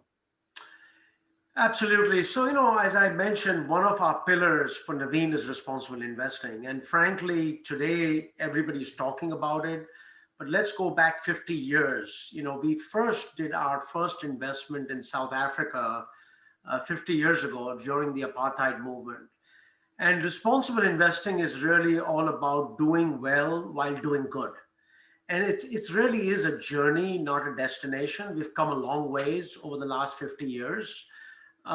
If you go back to 1970, the famous economist Milton Friedman, who was a Nobel Prize laureate, he talked about companies have only one responsibility, that is to generate a return for their shareholders. We've come a long way since, with climate change, with wildfires, hurricanes, and more recently the COVID. Investors are looking to see what management and boards are doing, how they're doing well while doing good. So for example, responsible investing approach has surged nearly 18 times since 1995 to an estimated $12 trillion today. Also, now it represents $1 in $4 that is invested. That's a 38% increase just over the last 2 years. So what it really means is that the UN, the United Nations, basically set up these SDGs, which are Sustainable Development Goals. There's 17 SDGs, and that's on healthcare, education, women in development, climate change, all the factors that impact the environment and society as a whole. So at Naveen, what we've done is we've looked at that lens while making investments in iron and steel or autos. We look at it with that lens. The next phase from responsible investing is ESG, which is environment, sustainability, and governance. And that is another factor that we see all companies through that lens. We have roughly about $50 billion in ESG products. And then finally is impact investing, which is mostly private equity, where you make an investment, whether it's in financial inclusion, healthcare, where you're trying to make an impact while providing a financial return to your shareholders. So that's really the evolution from responsible investing to ESG to impact. And we've been fortunate that journey we've had over the last 50 years. That's amazing. And following up on that, you mentioned that the responsibility to the shareholders is to increase the share price. Is that to imply that the type of responsible investing, ESG investing, is providing less of a return to investors? Absolutely not. In fact, there's enough empirical evidence today to demonstrate that you can do well by doing good. And what is that? It started off by risk mitigation. So unless you look at the environment, you look at sustainability and governance as risk factors. So if you're in a shoe manufacturing company, you have to have a lens to decide what you're doing with labor. And are you paying a fair wage? Is there child labor in the factory? What are you doing with the labor class in that shoe factory? You also have to look at governance to make sure that you have proper governance of disclosure and accounting standards. And finally, on the environmental side, all the dyes that are used or the plastics used in shoes, how is that getting impacted in the environment? And your stock price, frankly, will in fact be assessed by analysts only correctly if you are looking at all these three factors. As the industry becomes increasingly mainstream, ESG and RI gets more mainstreamed and sophisticated, do we need to have more clarity to define the different categories that exist? Yes, I think like anything else, the horse is bolted from the barn. Everybody's talking about ESG and sustainability. The next phase really is on measurement. So I'd like to go back, in the 1930s, when we had the Great Depression, all companies basically disclosed their financials based on how they felt it was fit, whether you were in Australia or Japan, Europe, or the United States. And it was only after the accounting board came together and you have GAAP accounting, where an analyst can analyze a car manufacturer in Europe, in the United States, and in Asia across with similar standards of accounting disclosure. Today, with ESG and impact, what we are seeing is there's a lot of greenwashing. So the next phase is going to be how do you disclose impact? How do you disclose your ESG factors in a sustainable manner across various jurisdictions? We're spending a lot of time, Naveen itself, we've set up a Naveen lab that is doing analytics in measuring impact. I myself am on the board of the GIN, which is a platform across globally. And we are looking at IRIS Plus as a measurement tool so that investors, whether you're a retail investor or an institutional investor, you can basically measure impact when management discloses what they're doing. So we are working with stock exchanges, we're working with various NGOs on measurement. I think the next several years, the next phase will be on impact measurement. So with ESG, we've got all this interest coming along, and where would you say that's coming from? You know, is it investors, shareholders, is it employees, clients, policymakers? How do all these people factor into that? Actually, it's all of the above. So let's start with the millennials. You know, the millennials, especially in the United States, are expected to inherit an estimated $30 trillion in the coming decades. Now, the millennials, they are all looking to see how they can create an impact to society while doing well. So 52% in the United States, 52% of high net worth investors say that they would put all their investments in responsible investing. Compare that to 92% of millennial high net worth investors. So as baby boomers pass on their wealth to millennials, millennials are asking for this. Today at Naveen, over 52% of our RFPs, that is request for a proposal for institutional mandates, 52% are asked about our ESG and our responsible investing capabilities. So whether it is advisors, brokers, whether it is consultants, whether it's family offices, whether it's institutional investors, or future generational investors, retail investors, they're all asking for this.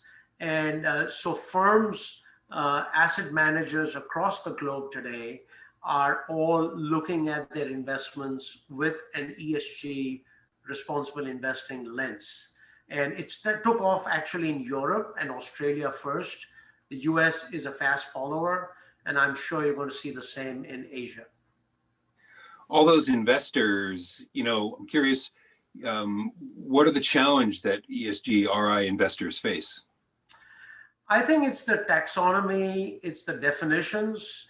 As I mentioned earlier, there's a lot of what I call greenwashing. We don't really know, people talk about it, but I think disclosure and measurement of disclosure is going to be key.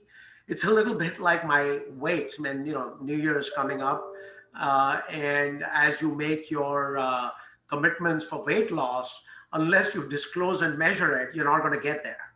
And so we at Naveen are asking our portfolio companies that if you claim you're doing a certain thing on impact or responsible investing or ESG, you need to disclose it and you need to measure it. And actually, we are working with some of the stock exchanges saying if firms want to get listed on the stock exchange, we're not asking you to do a certain thing, but if you claim you're doing it, you need to disclose it and you need to measure it. So I think that's the next phase of responsible investing in ESG. What are the biggest opportunities in that space, ESG and RI and impact investing? How does Nuveen, you know, find the opportunities in that space? What do they see as the best opportunities?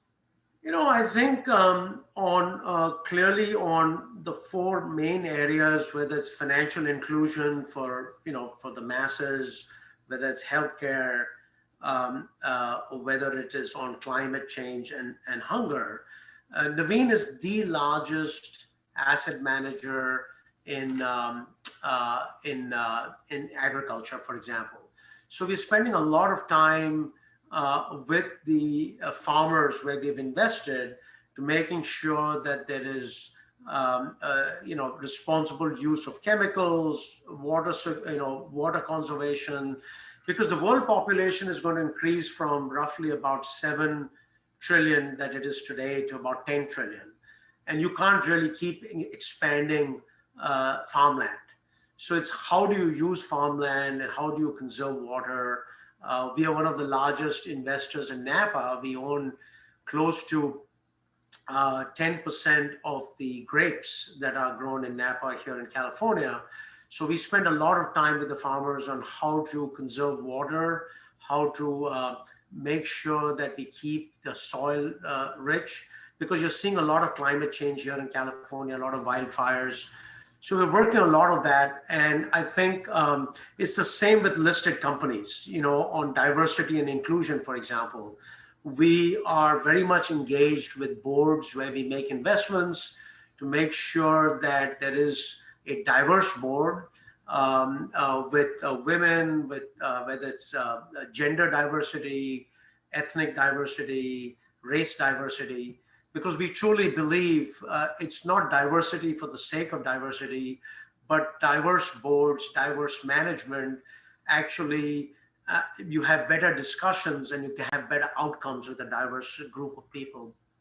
So we're spending a fair amount of that. And one last point, I must say that I'm pleased to say that the journey my colleagues and I started a few years ago, by the end of December 2020, 100% of our assets, that's the entire 1.2 trillion, our analysts will look at every investment with a responsible investment eye.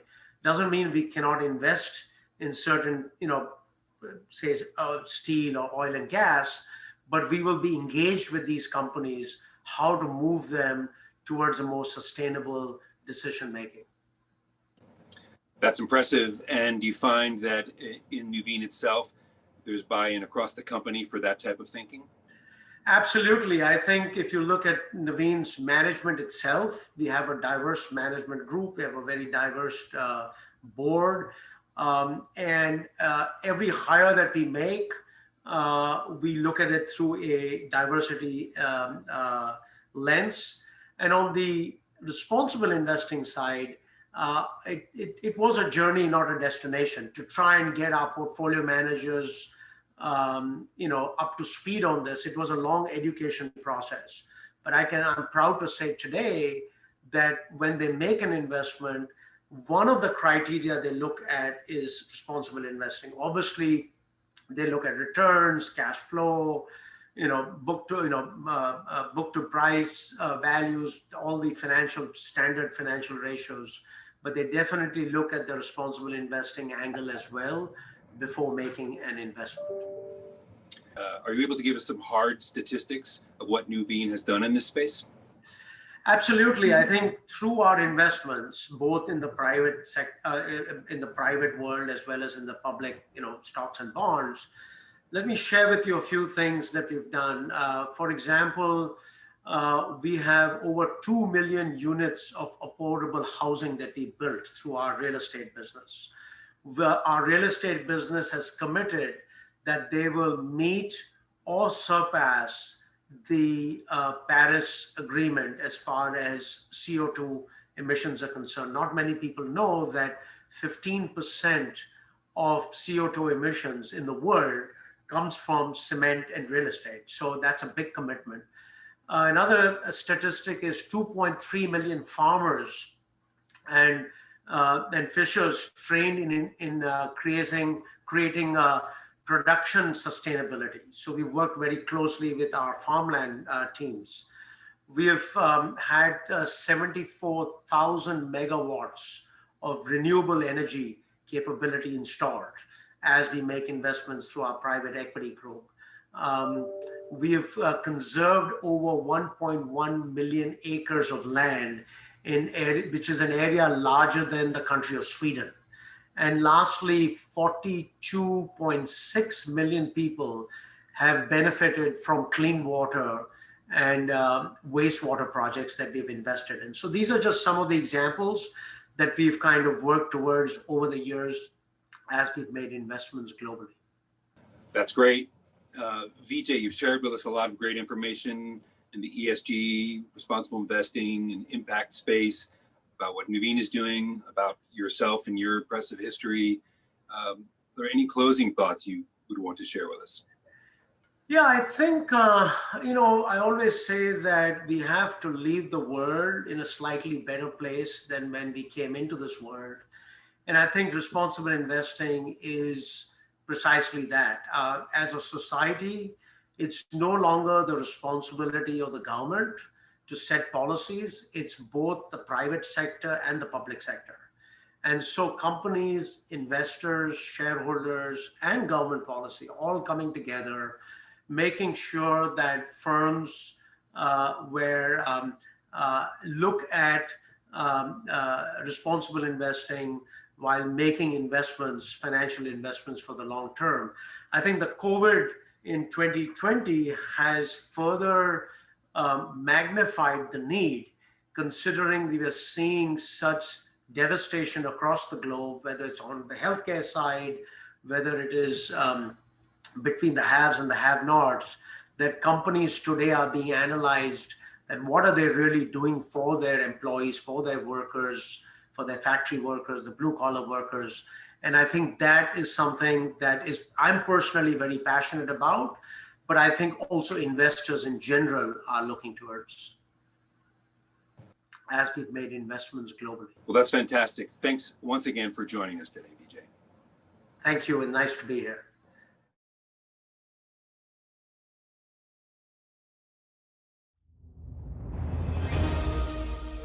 Let's put our hands together for the girl playing the golden notes, flautist Palak Jain, specially for the Rotary Institute.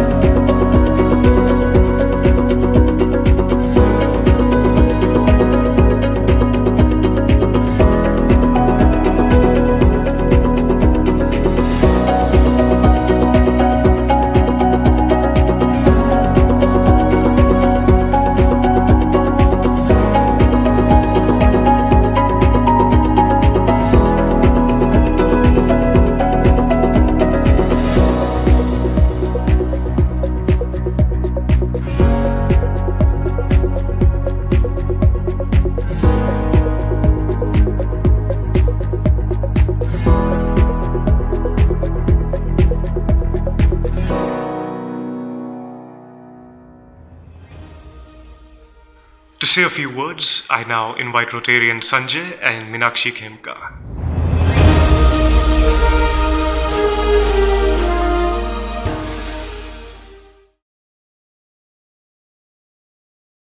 Friends, we come to the end of what has truly been an exciting, informative, engaging, as well as entertaining 3 days of the Odyssey 2021. There are so many Rotarians and friends that I would like to thank. Each one of them contributed to make this virtual institute a resounding success. First, a big thank you to all the delegates who logged on over the last 3 days, spending their valuable time to be part of the deliberations and the chat feature. Possibly, you all can give a pat on your back to have sat through 12 hours of the Institute. Second, I would like to thank each and every member of the organizing committee who took up the challenge of delivering a substitute to Kochi. They have been the eyes and ears and hands that have got the Odyssey going. A special thank you to some special people, our generous, dependable man, always in a tuxedo, Institute Secretary John Daniel, large-hearted co-chair TVR Murthy, man controlling the purse strings, Treasurer Ranjan Dhingra, man with an eye, Kids Committee Chair B.M. Shivraj, Promotion Chair Mukesh Arneja, with most industrious team members of zonal and district chairs. Our new find, resourceful Sandeep Agarwala from Bombay. For setting up the stalls, Ramesh Agarwala of Jaipur. Silent, hard-working man of all seasons, Madhav Chandran. Rotarian Dimak of Pune for creating such an outstanding website. Snehata from my office who worked 24/7. Snehal, my niece, such a delightful young girl who worked behind the scenes. And last but not the least, Sandeep Narang, the master planner, the curator for all events, and finally to our leadership of the subcontinent, President-elect Shekhar, Trustee Chair K.R. Ravindran and Trustee Gulam, Director Bharat, Director-elects Venki and Mahesh. Mahesh and Amita made my work so easy by earlier curating a fantastic GNTS and GETS training program. And to end, Meenakshi and I would like to thank Sonal and Kamal, the man who dreamt of the Institute day and night, the couple that deserve the largest applause for visualizing and bringing this event to reality. So wherever you are, whichever part of India or the world, a loud round of applause for convener, Rotary International Director Kamal Sanghvi and Sonal. Thank you.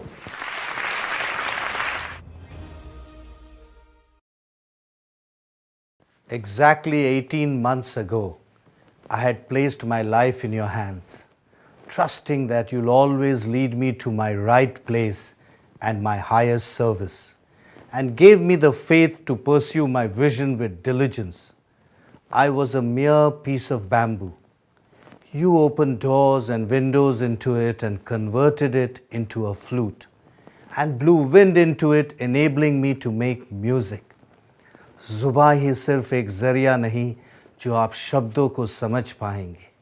कभी आँखों में झांक कर देखें, हजारों अल्फाज खुद ब खुद बिखर जाएंगे.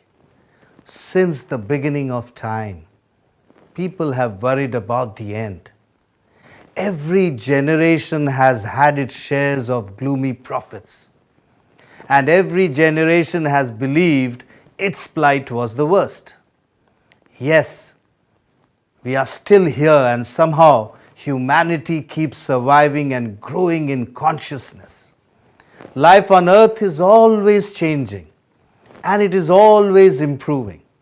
Something is always dying, but there something is always being born. To fearfully protect yourself today from the dangers of tomorrow is to miss the beauty here now. Live fully today and you will be taken care of tomorrow. First, I would like to thank Chair Sanjay Khemka and Meenakshi, Secretary John and Meera, Planner Sandeep and Anu, Governor nominee Sandeep and Malini, and all my team members of the Odyssey for traversing the journey with me and living the dream with me. Guests Chair Mahesh and Amita, Venki and Vinita for taking the load off my back. All the senior leaders for your blessings and guidance. All you Rotary officers who have stood by me like a rock. Each one of you have showered us much love of Sonal and me. I would like to specially mention Director Bharat and Madhvi and Trustee Gulam, who have tolerated all my idiosyncrasies and have travelled all the pebbled paths with me.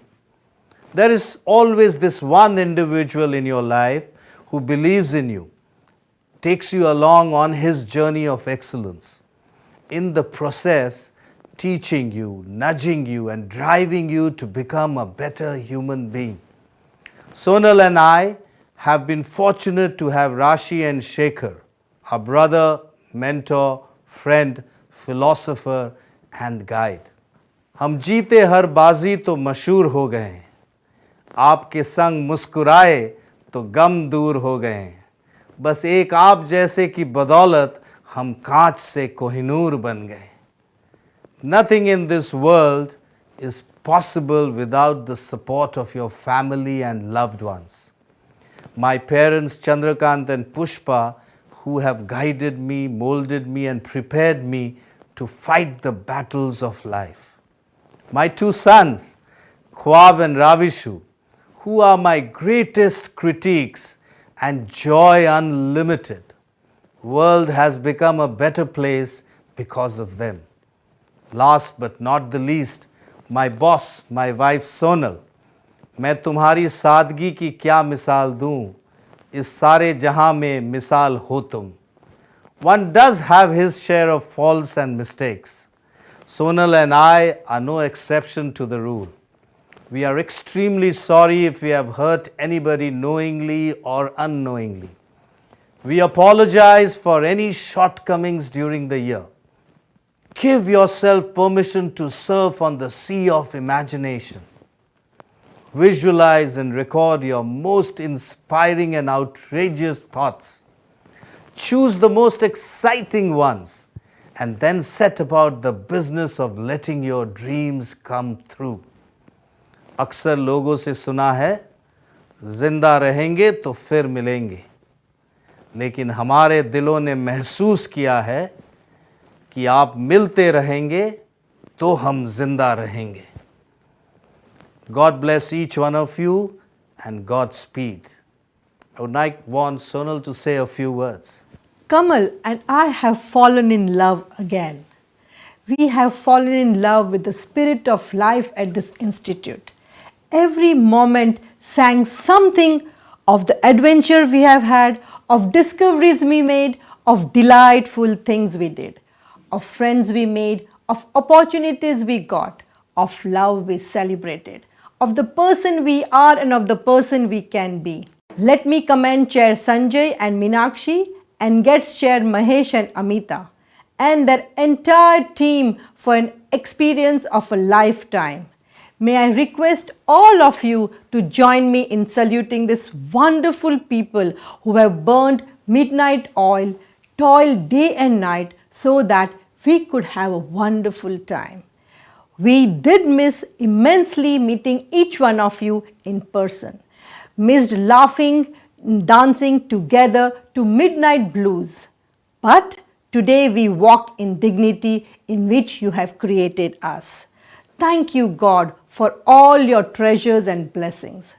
Kamal and I did take deep breaths, and with each inhalation we draw into ourselves your wealth of love and friendship. We accept your love in form of inspiration and reminder that we have a purpose to fulfill. Thank you for speaking to Kamal and me through Voice of Joy. Thank you for all the love and blessings. Thank you for walking with us and helping us find love everywhere. Thank you for giving us an opportunity to make new friends and rekindle old. I'm sure now when we are hungry, it is your love which will keep us alive. May you all stay safe and healthy. Thank you.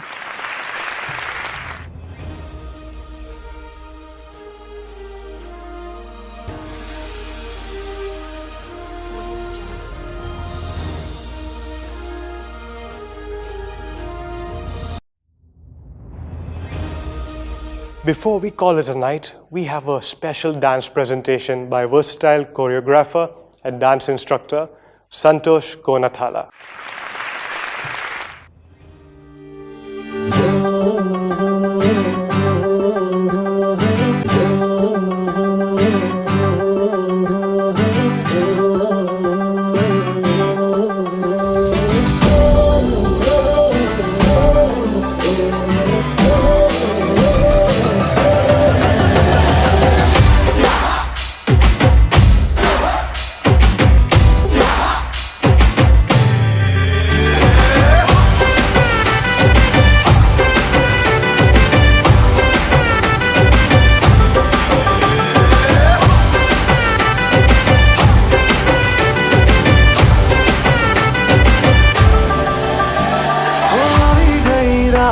મને ભૂલો બધી વાત પ્રેમની આ મૌસમ છે अब आओ मेरे पास रह जाओ मेरे साथ प्रेमनी आ मौसम छे होई गई रात મને ભૂલો બધી વાત પ્રેમની આ मौसम छे अब आओ मेरे पास रह जाओ मेरे साथ प्रेमनी आ मौसम छे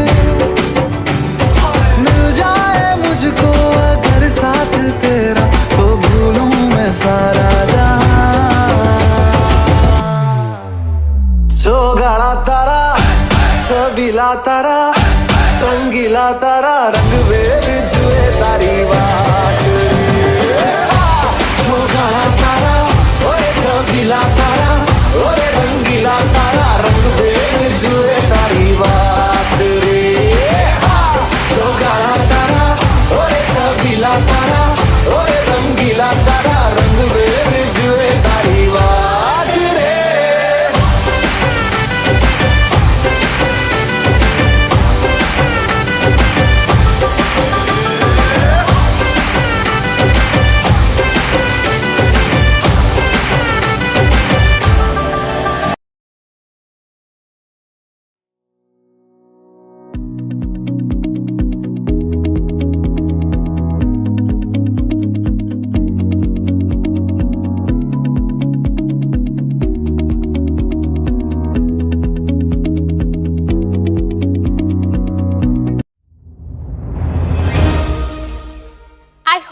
Ready to congratulate the winner of the Rotary Zonal Awards. So put your hands together and let's view the winners in each segment.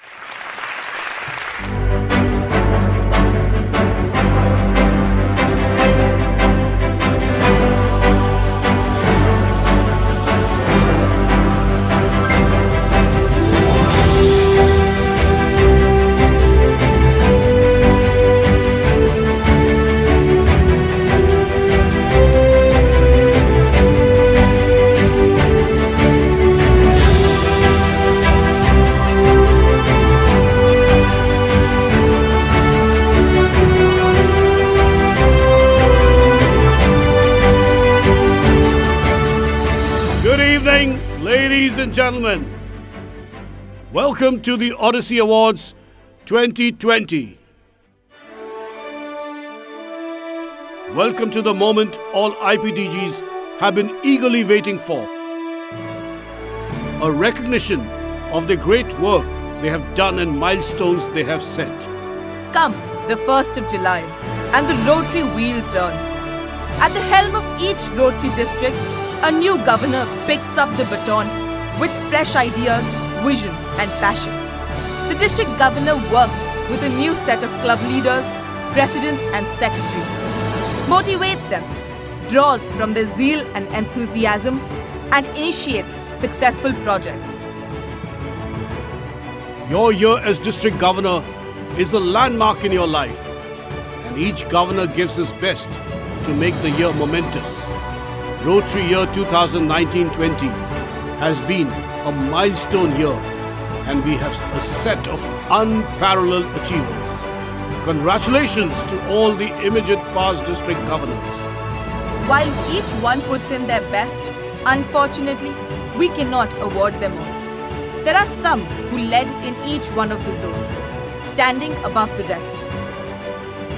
And tonight, we are going to recognize and show our appreciation to some of these achievers in the following categories: public image, membership, and the Rotary Foundation. The awards today would not be possible without Rotary International Director Bharat Pandya and Dr. Madhuri, and the man of the Institute, Convener Director Kamal Sangvi and Sonal.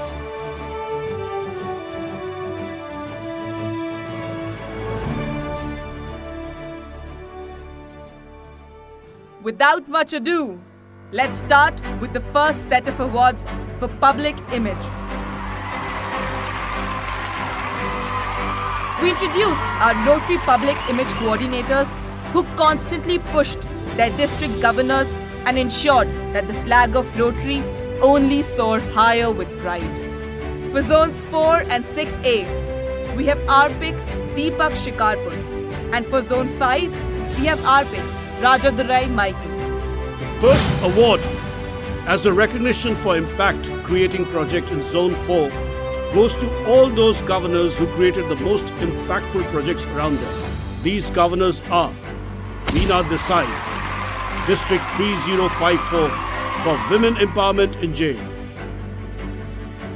Jitendra Dhingra, District 3080 for Service Without Borders;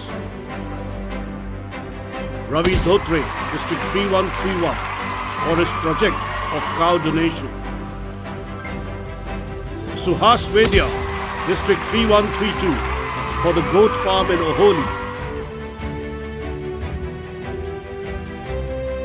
Ajit Singh Talwar, District 3141 for Choti Si Asha; and finally Mohan S. Chandrawalkar, District 3142 for Hygiene Kitchen. Friends, this award goes to those Rotarians who work for my dream project Rotary Hospital. These awards also belongs to those Rotarians who made the 100 Happy Schools project possible. This award belongs to those Rotarians who work for 38 global grants, having getting $3.8 million sanctioned from Rotary Foundation. This award goes to those 9 clubs who created new 9 clubs in District 3131. This award goes to those Rotarians who made 96% compliance for Rotary Foundation. Thank you very much. I accept this award with great honor. The next award for public image is the Social Media Award for Zone 4. This award goes to Anish Pradyuman Shah, District 3060 for the Rotary Dolls project; Jitendra Dhingra, District 3080 for the Prosthetic Clinic; Ravi Dhotre, District 3131 for Rotary Surya Hospital; Harjeet Singh Talwar, District 3141 for the IAA Rotary Elders Care; and finally Mohan S. Chandrawalkar, District 3142 for LN4 Prosthetic Hand Project. Friends, I am overwhelmed to receive such prestigious awards on behalf of all the Rotarians of District 3060. Friends, to receive all these accolades, all the credit goes to my district team, district chairmen, torchbearer, assistant governors, regional coordinators and district secretaries. How can I forget my torchbearer presidents? Without their help and their support, this would not have been possible. I am also thankful to our directors, Dr. Bharat Vandya and Kamal Sanghvi, and also TRF trustee Gulam Banwati for supporting us and motivating us for the year 2019-20. Thank you. The Print Media Award in the next section in the Public Image Awards for Zone 4 goes to Veena Desai, District 3054, for making a Guinness World Record at Jaipur. Anish Pradhuman Shah, District 3060, for his Happy Schools project. And Ravi Dhotre, District 3131, for Happy Schools project. And next is a special Public Image Award for Audiovisual, which goes to Suhas Vedya, District 3132, for his STEM project, WAI. Now we move on to Zone 5.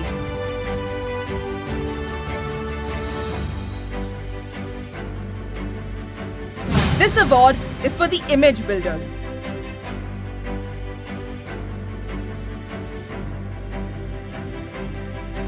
The Public Image Builder Award goes to R. Madhav Chandran, District 3201.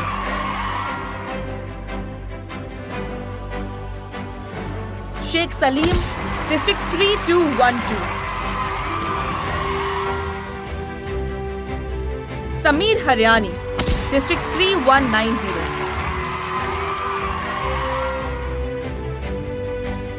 Girish Ratnakar Marsukar, District 3170. It's indeed a delightful moment for us and the Vision 2020 leaders of our District 3201 and my Game Changer presidents and secretaries who made this moment possible.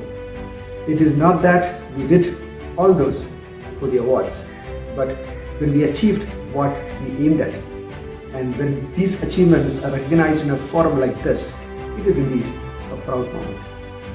Here I must specifically thank our directors, Kamalji, Dr. Bharat, and TRF trustee Gulamji for their inspiration, motivation, and that extra push that made these awards possible. Let me here thank Sujata and the entire District 3201 Rotarians for making me stand here, receive these awards on their behalf. Thank you so much. Next award category in public image is recognition for image creating project for Zone 5. The award goes to R. Madhav Chandran, District 3201.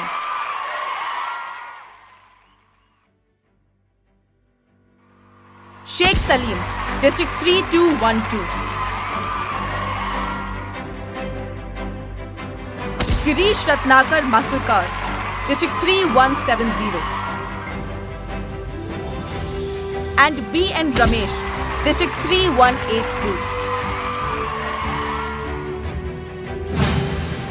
We now have the Public Image Awards for social media. The award goes to Sameer Haryani, District 3190. R. Madhav Chandran, District 3201. Sebastian Karnakaran, District 3220. And coming up next in Zone 5 is the Public Image Award for Print Media. The award goes to A.K. Natesar, District 2982.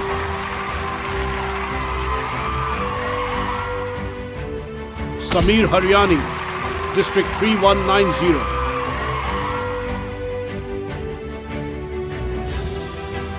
R. Madhav Chandran, District 3201. What a wow moment, a wonderful feeling, an outstanding emotion, and a winning delight. Though we never work for awards and rewards, when you're appreciated and recognized for what you've done, it's always a great feeling.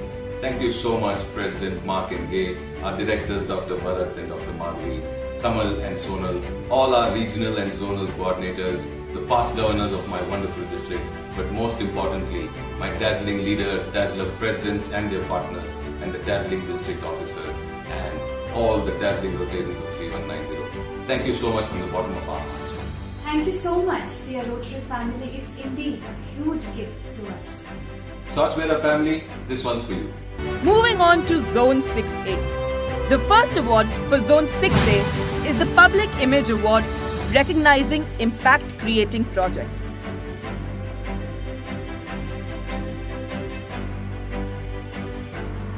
The award goes to Gopal Khemka, District 3250 for tree plantation.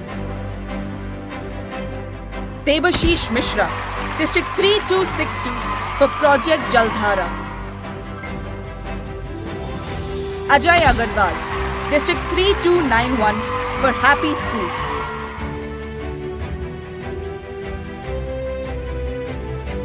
We now have the Public Image Awards for social media. This award goes to Rajendra Bhamre, District 3030 for the Rotary Pathology Laboratory. Sanjay Agarwal, District 3120 for the WINS project. The next award in public image for print media goes to Gopal Khemka of District 3250 for WINS project.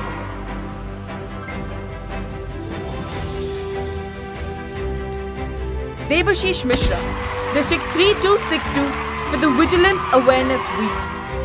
Ajay Agarwal, District 3291 for the Rotary Food Bank. Congratulations to all the winners.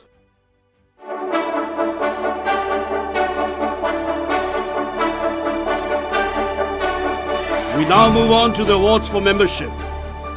This award celebrates those who contributed most in growing the Rotary family. The numbers we achieved was only possible due to the hard work of these fabulous Rotary coordinators. Rotary Coordinator Gurjeet Sekho from Zone 4. Rotary Coordinator Tina Chandran from Zone 5. And Rotary Coordinator Pradeep Mukherjee from Zone 6A.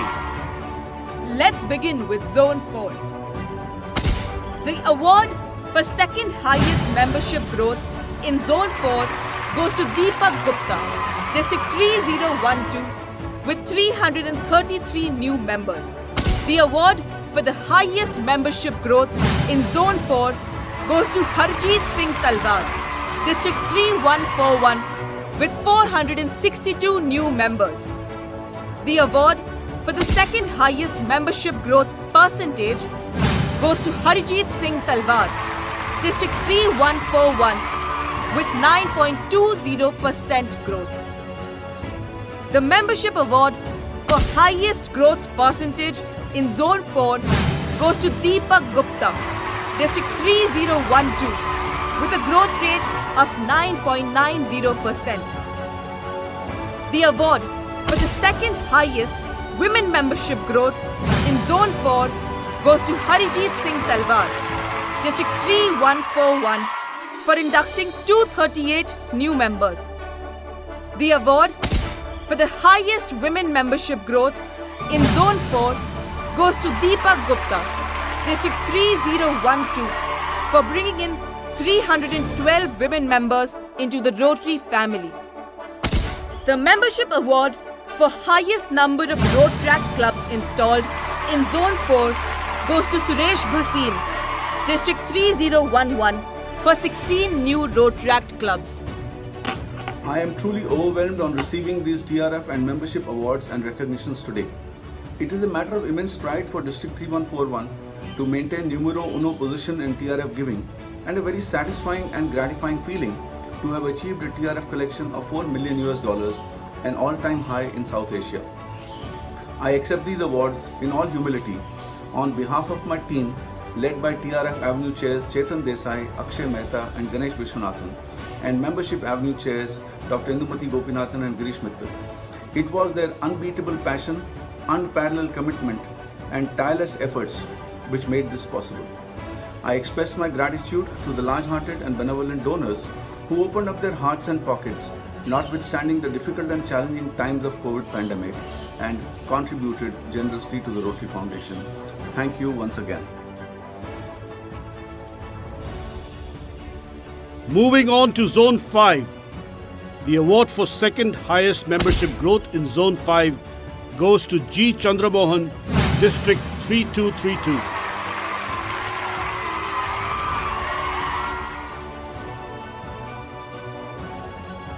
The award for highest membership growth in Zone 5 goes to A. Karthikeyan, District 3202.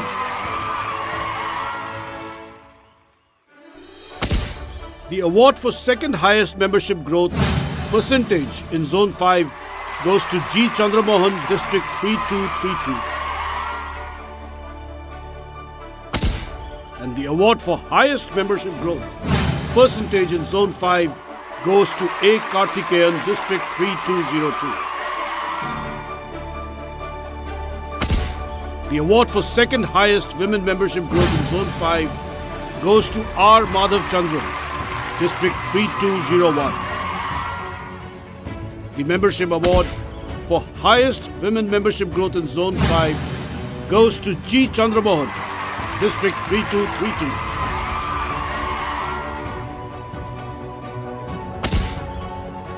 The membership award for highest number of road track clubs installed in Zone 5 goes to A. Karthikeyan, District 3202. Now we come to the membership awards for Zone 6A. The membership award for second highest growth in Zone 6A goes to Rajendra Bhamre, District 3030 with 205 new members. The award for highest membership growth in Zone 6A goes to Kiran Lal Shresht, District 3292 with 296 new members. The award for the second highest membership growth percentage in Zone 6A goes to Rajendra Bhamre, District 3030 with a growth rate of 4.40%. The award for highest membership growth percentage goes to Kiran Lal Shresht, District 3292 with a growth rate of 6.80%. The membership award for second highest women members inducted goes to Kiran Lal Shresht, District 3292 with 67 new female members. The award for the highest women membership growth in Zone 6A goes to Rajendra Bhamre, District 3030 with 74 new members inducted. The award for the second highest number of road track clubs installed goes to Sanjay Agarwal, District 3120 with 15 new road track clubs. The membership award for the highest number of road track clubs installed in Zone 6A goes to Rajendra Bhamre, District 3030 with 29 new road track clubs installed. Happy New Year! Rotary year 2019-20 was one of the best year of my life. Team 1920 of my district 3030 was very supportive and extremely wonderful team. All my achievements belong to my team. Our leaders Shekarda, Kamalji and Dr. Bharatji were always motivating and helpful throughout. Rotary connects the world, and in true sense, I got connected from my RI President Mark Moloney to the last Rotarian of my district. Thanks, Rotary. Namaste from Nepal, 3292. Geeta and I wish a happy and prosperous New Year to everyone. Thank you all, my dear Rotarians. This is an achievement of teamwork which we did together. Through our teamwork, commitment and dedication makes everything possible. As our team dream it, we should do it. We must dream, then wish, and for the result, we have to do the action which we did. Now the time is to fight against COVID, like we did in polio. Now we have to do for literacy, making literate Nepal and India. Let's do the good things to our needy community through fellowship. Thank you all. Heartiest congratulations to all the winners.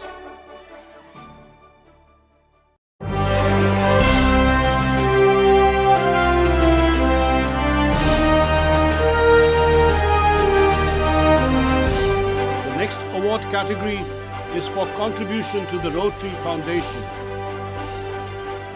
The Rotary Regional Foundation coordinators for the year 2019-20 were for Zone 4 and 6A, RRFC Vijay Jalal, and for Zone 5, we have RRFC Avinash Poddar. We now have the Rotary Foundation Awards for Zone 4. The award for the second highest contribution to annual fund goes to Mohan S. Chandravarkar, District 3142, for $0.32 million contributed from his district. The Rotary Foundation Award for the highest contribution to annual fund for Zone 4 goes to Harjeet Singh Talwar, District 3141, for a contribution of $0.85 million. The award for the highest contribution to the endowment fund in Zone 4 goes to Harjeet Singh Talwar, District 3141, for contributing $0.24 million. The Rotary Foundation Award for the highest contribution to the polio fund in Zone 4 goes to Anish Pradyuman Shah, District 3060, with $0.11 million contributed. The Rotary Foundation Award for second highest per capita APF contribution goes to Mohan S. Chandravarkar, District 3142.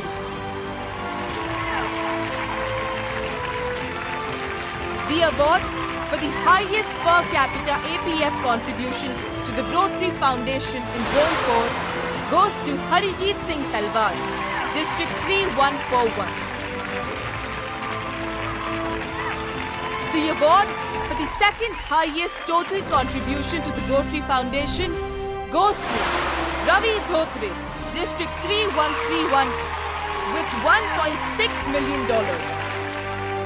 The award for the highest contribution to the Rotary Foundation in Zone 4 goes to Harjeet Singh Talwar, District 3141, with a whopping $3.9 million contribution.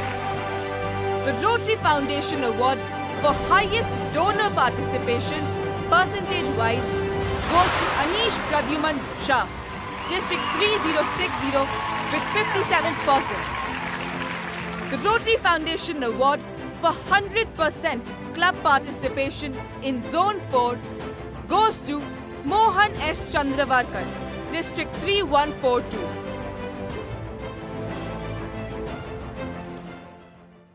Friends, brothers and sisters in Rotary, it's been great to get accoladed by our peers and contemporaries for the work done by District 314. 3,500 Rotarians say a big thank you.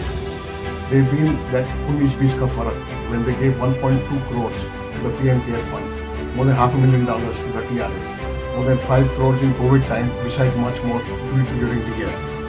We did a Bharat Ke Veer exercise when 13 bikers went across 13 states, raised 45 lakhs to be given to 16 martyrs' families. मशहूर बनना हमारी ख्वाहिश नहीं, आपने सराहा, आपने याद किया, बस वही काफी है. Thank you so much.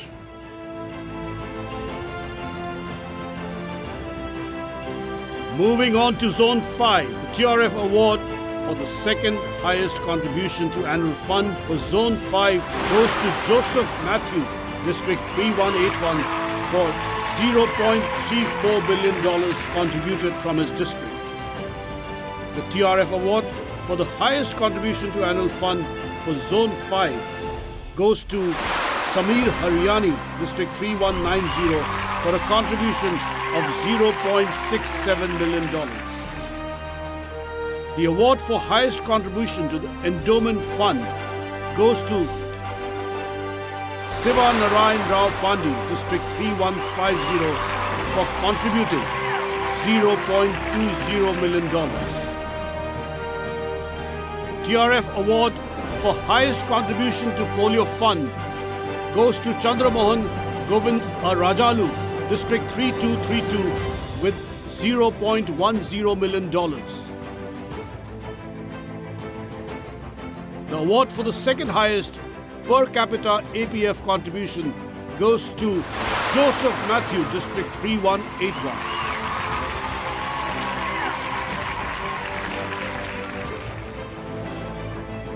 And the award for the highest per capita APF contribution goes to Samir Haryani, District 3190. The award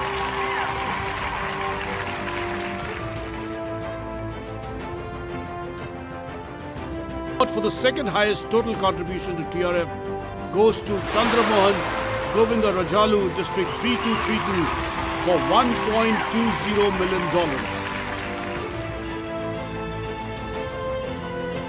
And the award for the highest total contribution to TRF in Zone 5 goes to R. Madhav Chandran, District 3201 with $1.27 million. TRF Award for highest donor participation, percentage-wise, goes to Zamir Pasha, District 3000. Samir Haryani, District 3190.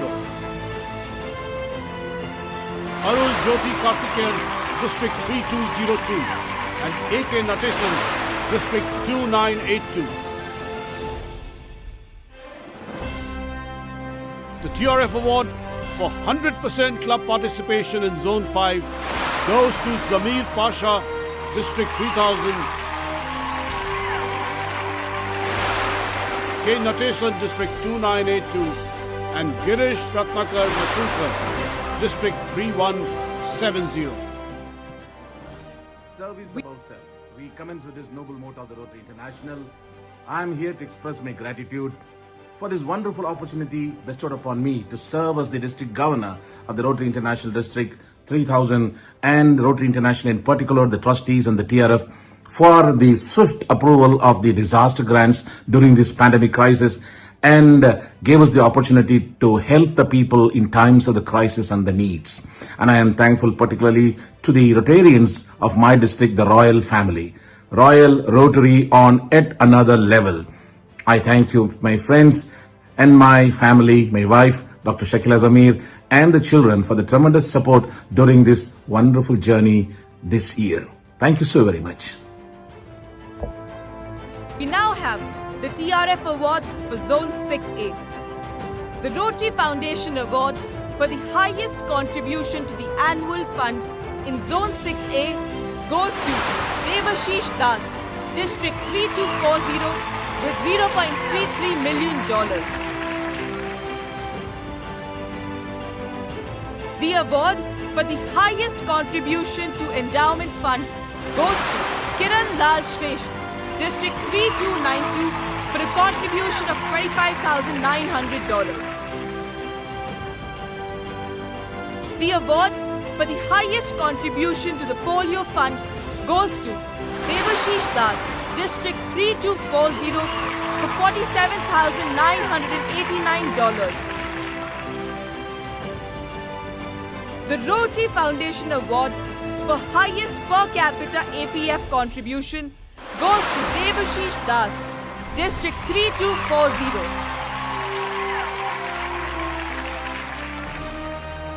The award for the highest total contribution to the Rotary Foundation for Zone 6A goes to Kiran Lal Shresh, District 3292 for $2.1 million. The award for highest donor participation percent-wise in Zone 6A goes to Kiran Lal Shresh, District 3292 for 41%.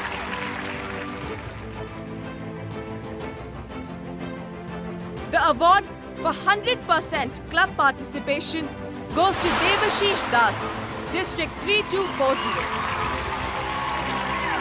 Good evening, everyone. It is indeed an honor and privilege to have been considered for this recognition, and we accept this recognition with great humility on behalf of all the Rotarians of District 3240. It is certainly a very proud and humbling experience for both of us, and a reminder of the excellent teamwork which we had in the year 2019. We would also like to express a deep sense of appreciation and gratitude to the leaders of Rotary India, our Council of Governors, and the Rotarians of District 3240.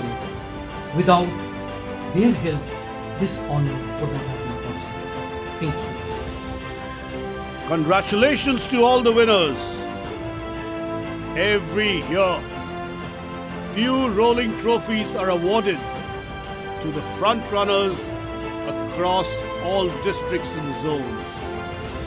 And I'm happy to announce the Nitish Lahiri Trophy for All India highest total contribution to the Rotary Foundation goes to the district governor who contributed $3.95 million to the Rotary Foundation. Harjeet Singh Talwar, District 3141. The Vinota and Kalyan Banerjee Trophy for All India highest endowed fund contribution to the Rotary Foundation goes to Harjeet Singh Talwar for contributing $0.24 million from District 3141. And the Usha and Raja Sabu Trophy for All India highest annual fund contribution to the Rotary Foundation again goes to Harjeet Singh Talwar with a contribution of $0.85 million from District 3141. The highest All India Polio Fund contribution to the Rotary Foundation goes to Anish Pradyuman Rai Shah from District 3060 for their contribution of $0.11 million. Congratulations to all the winners. Good night. Shabba Khair. Shubh Ratri.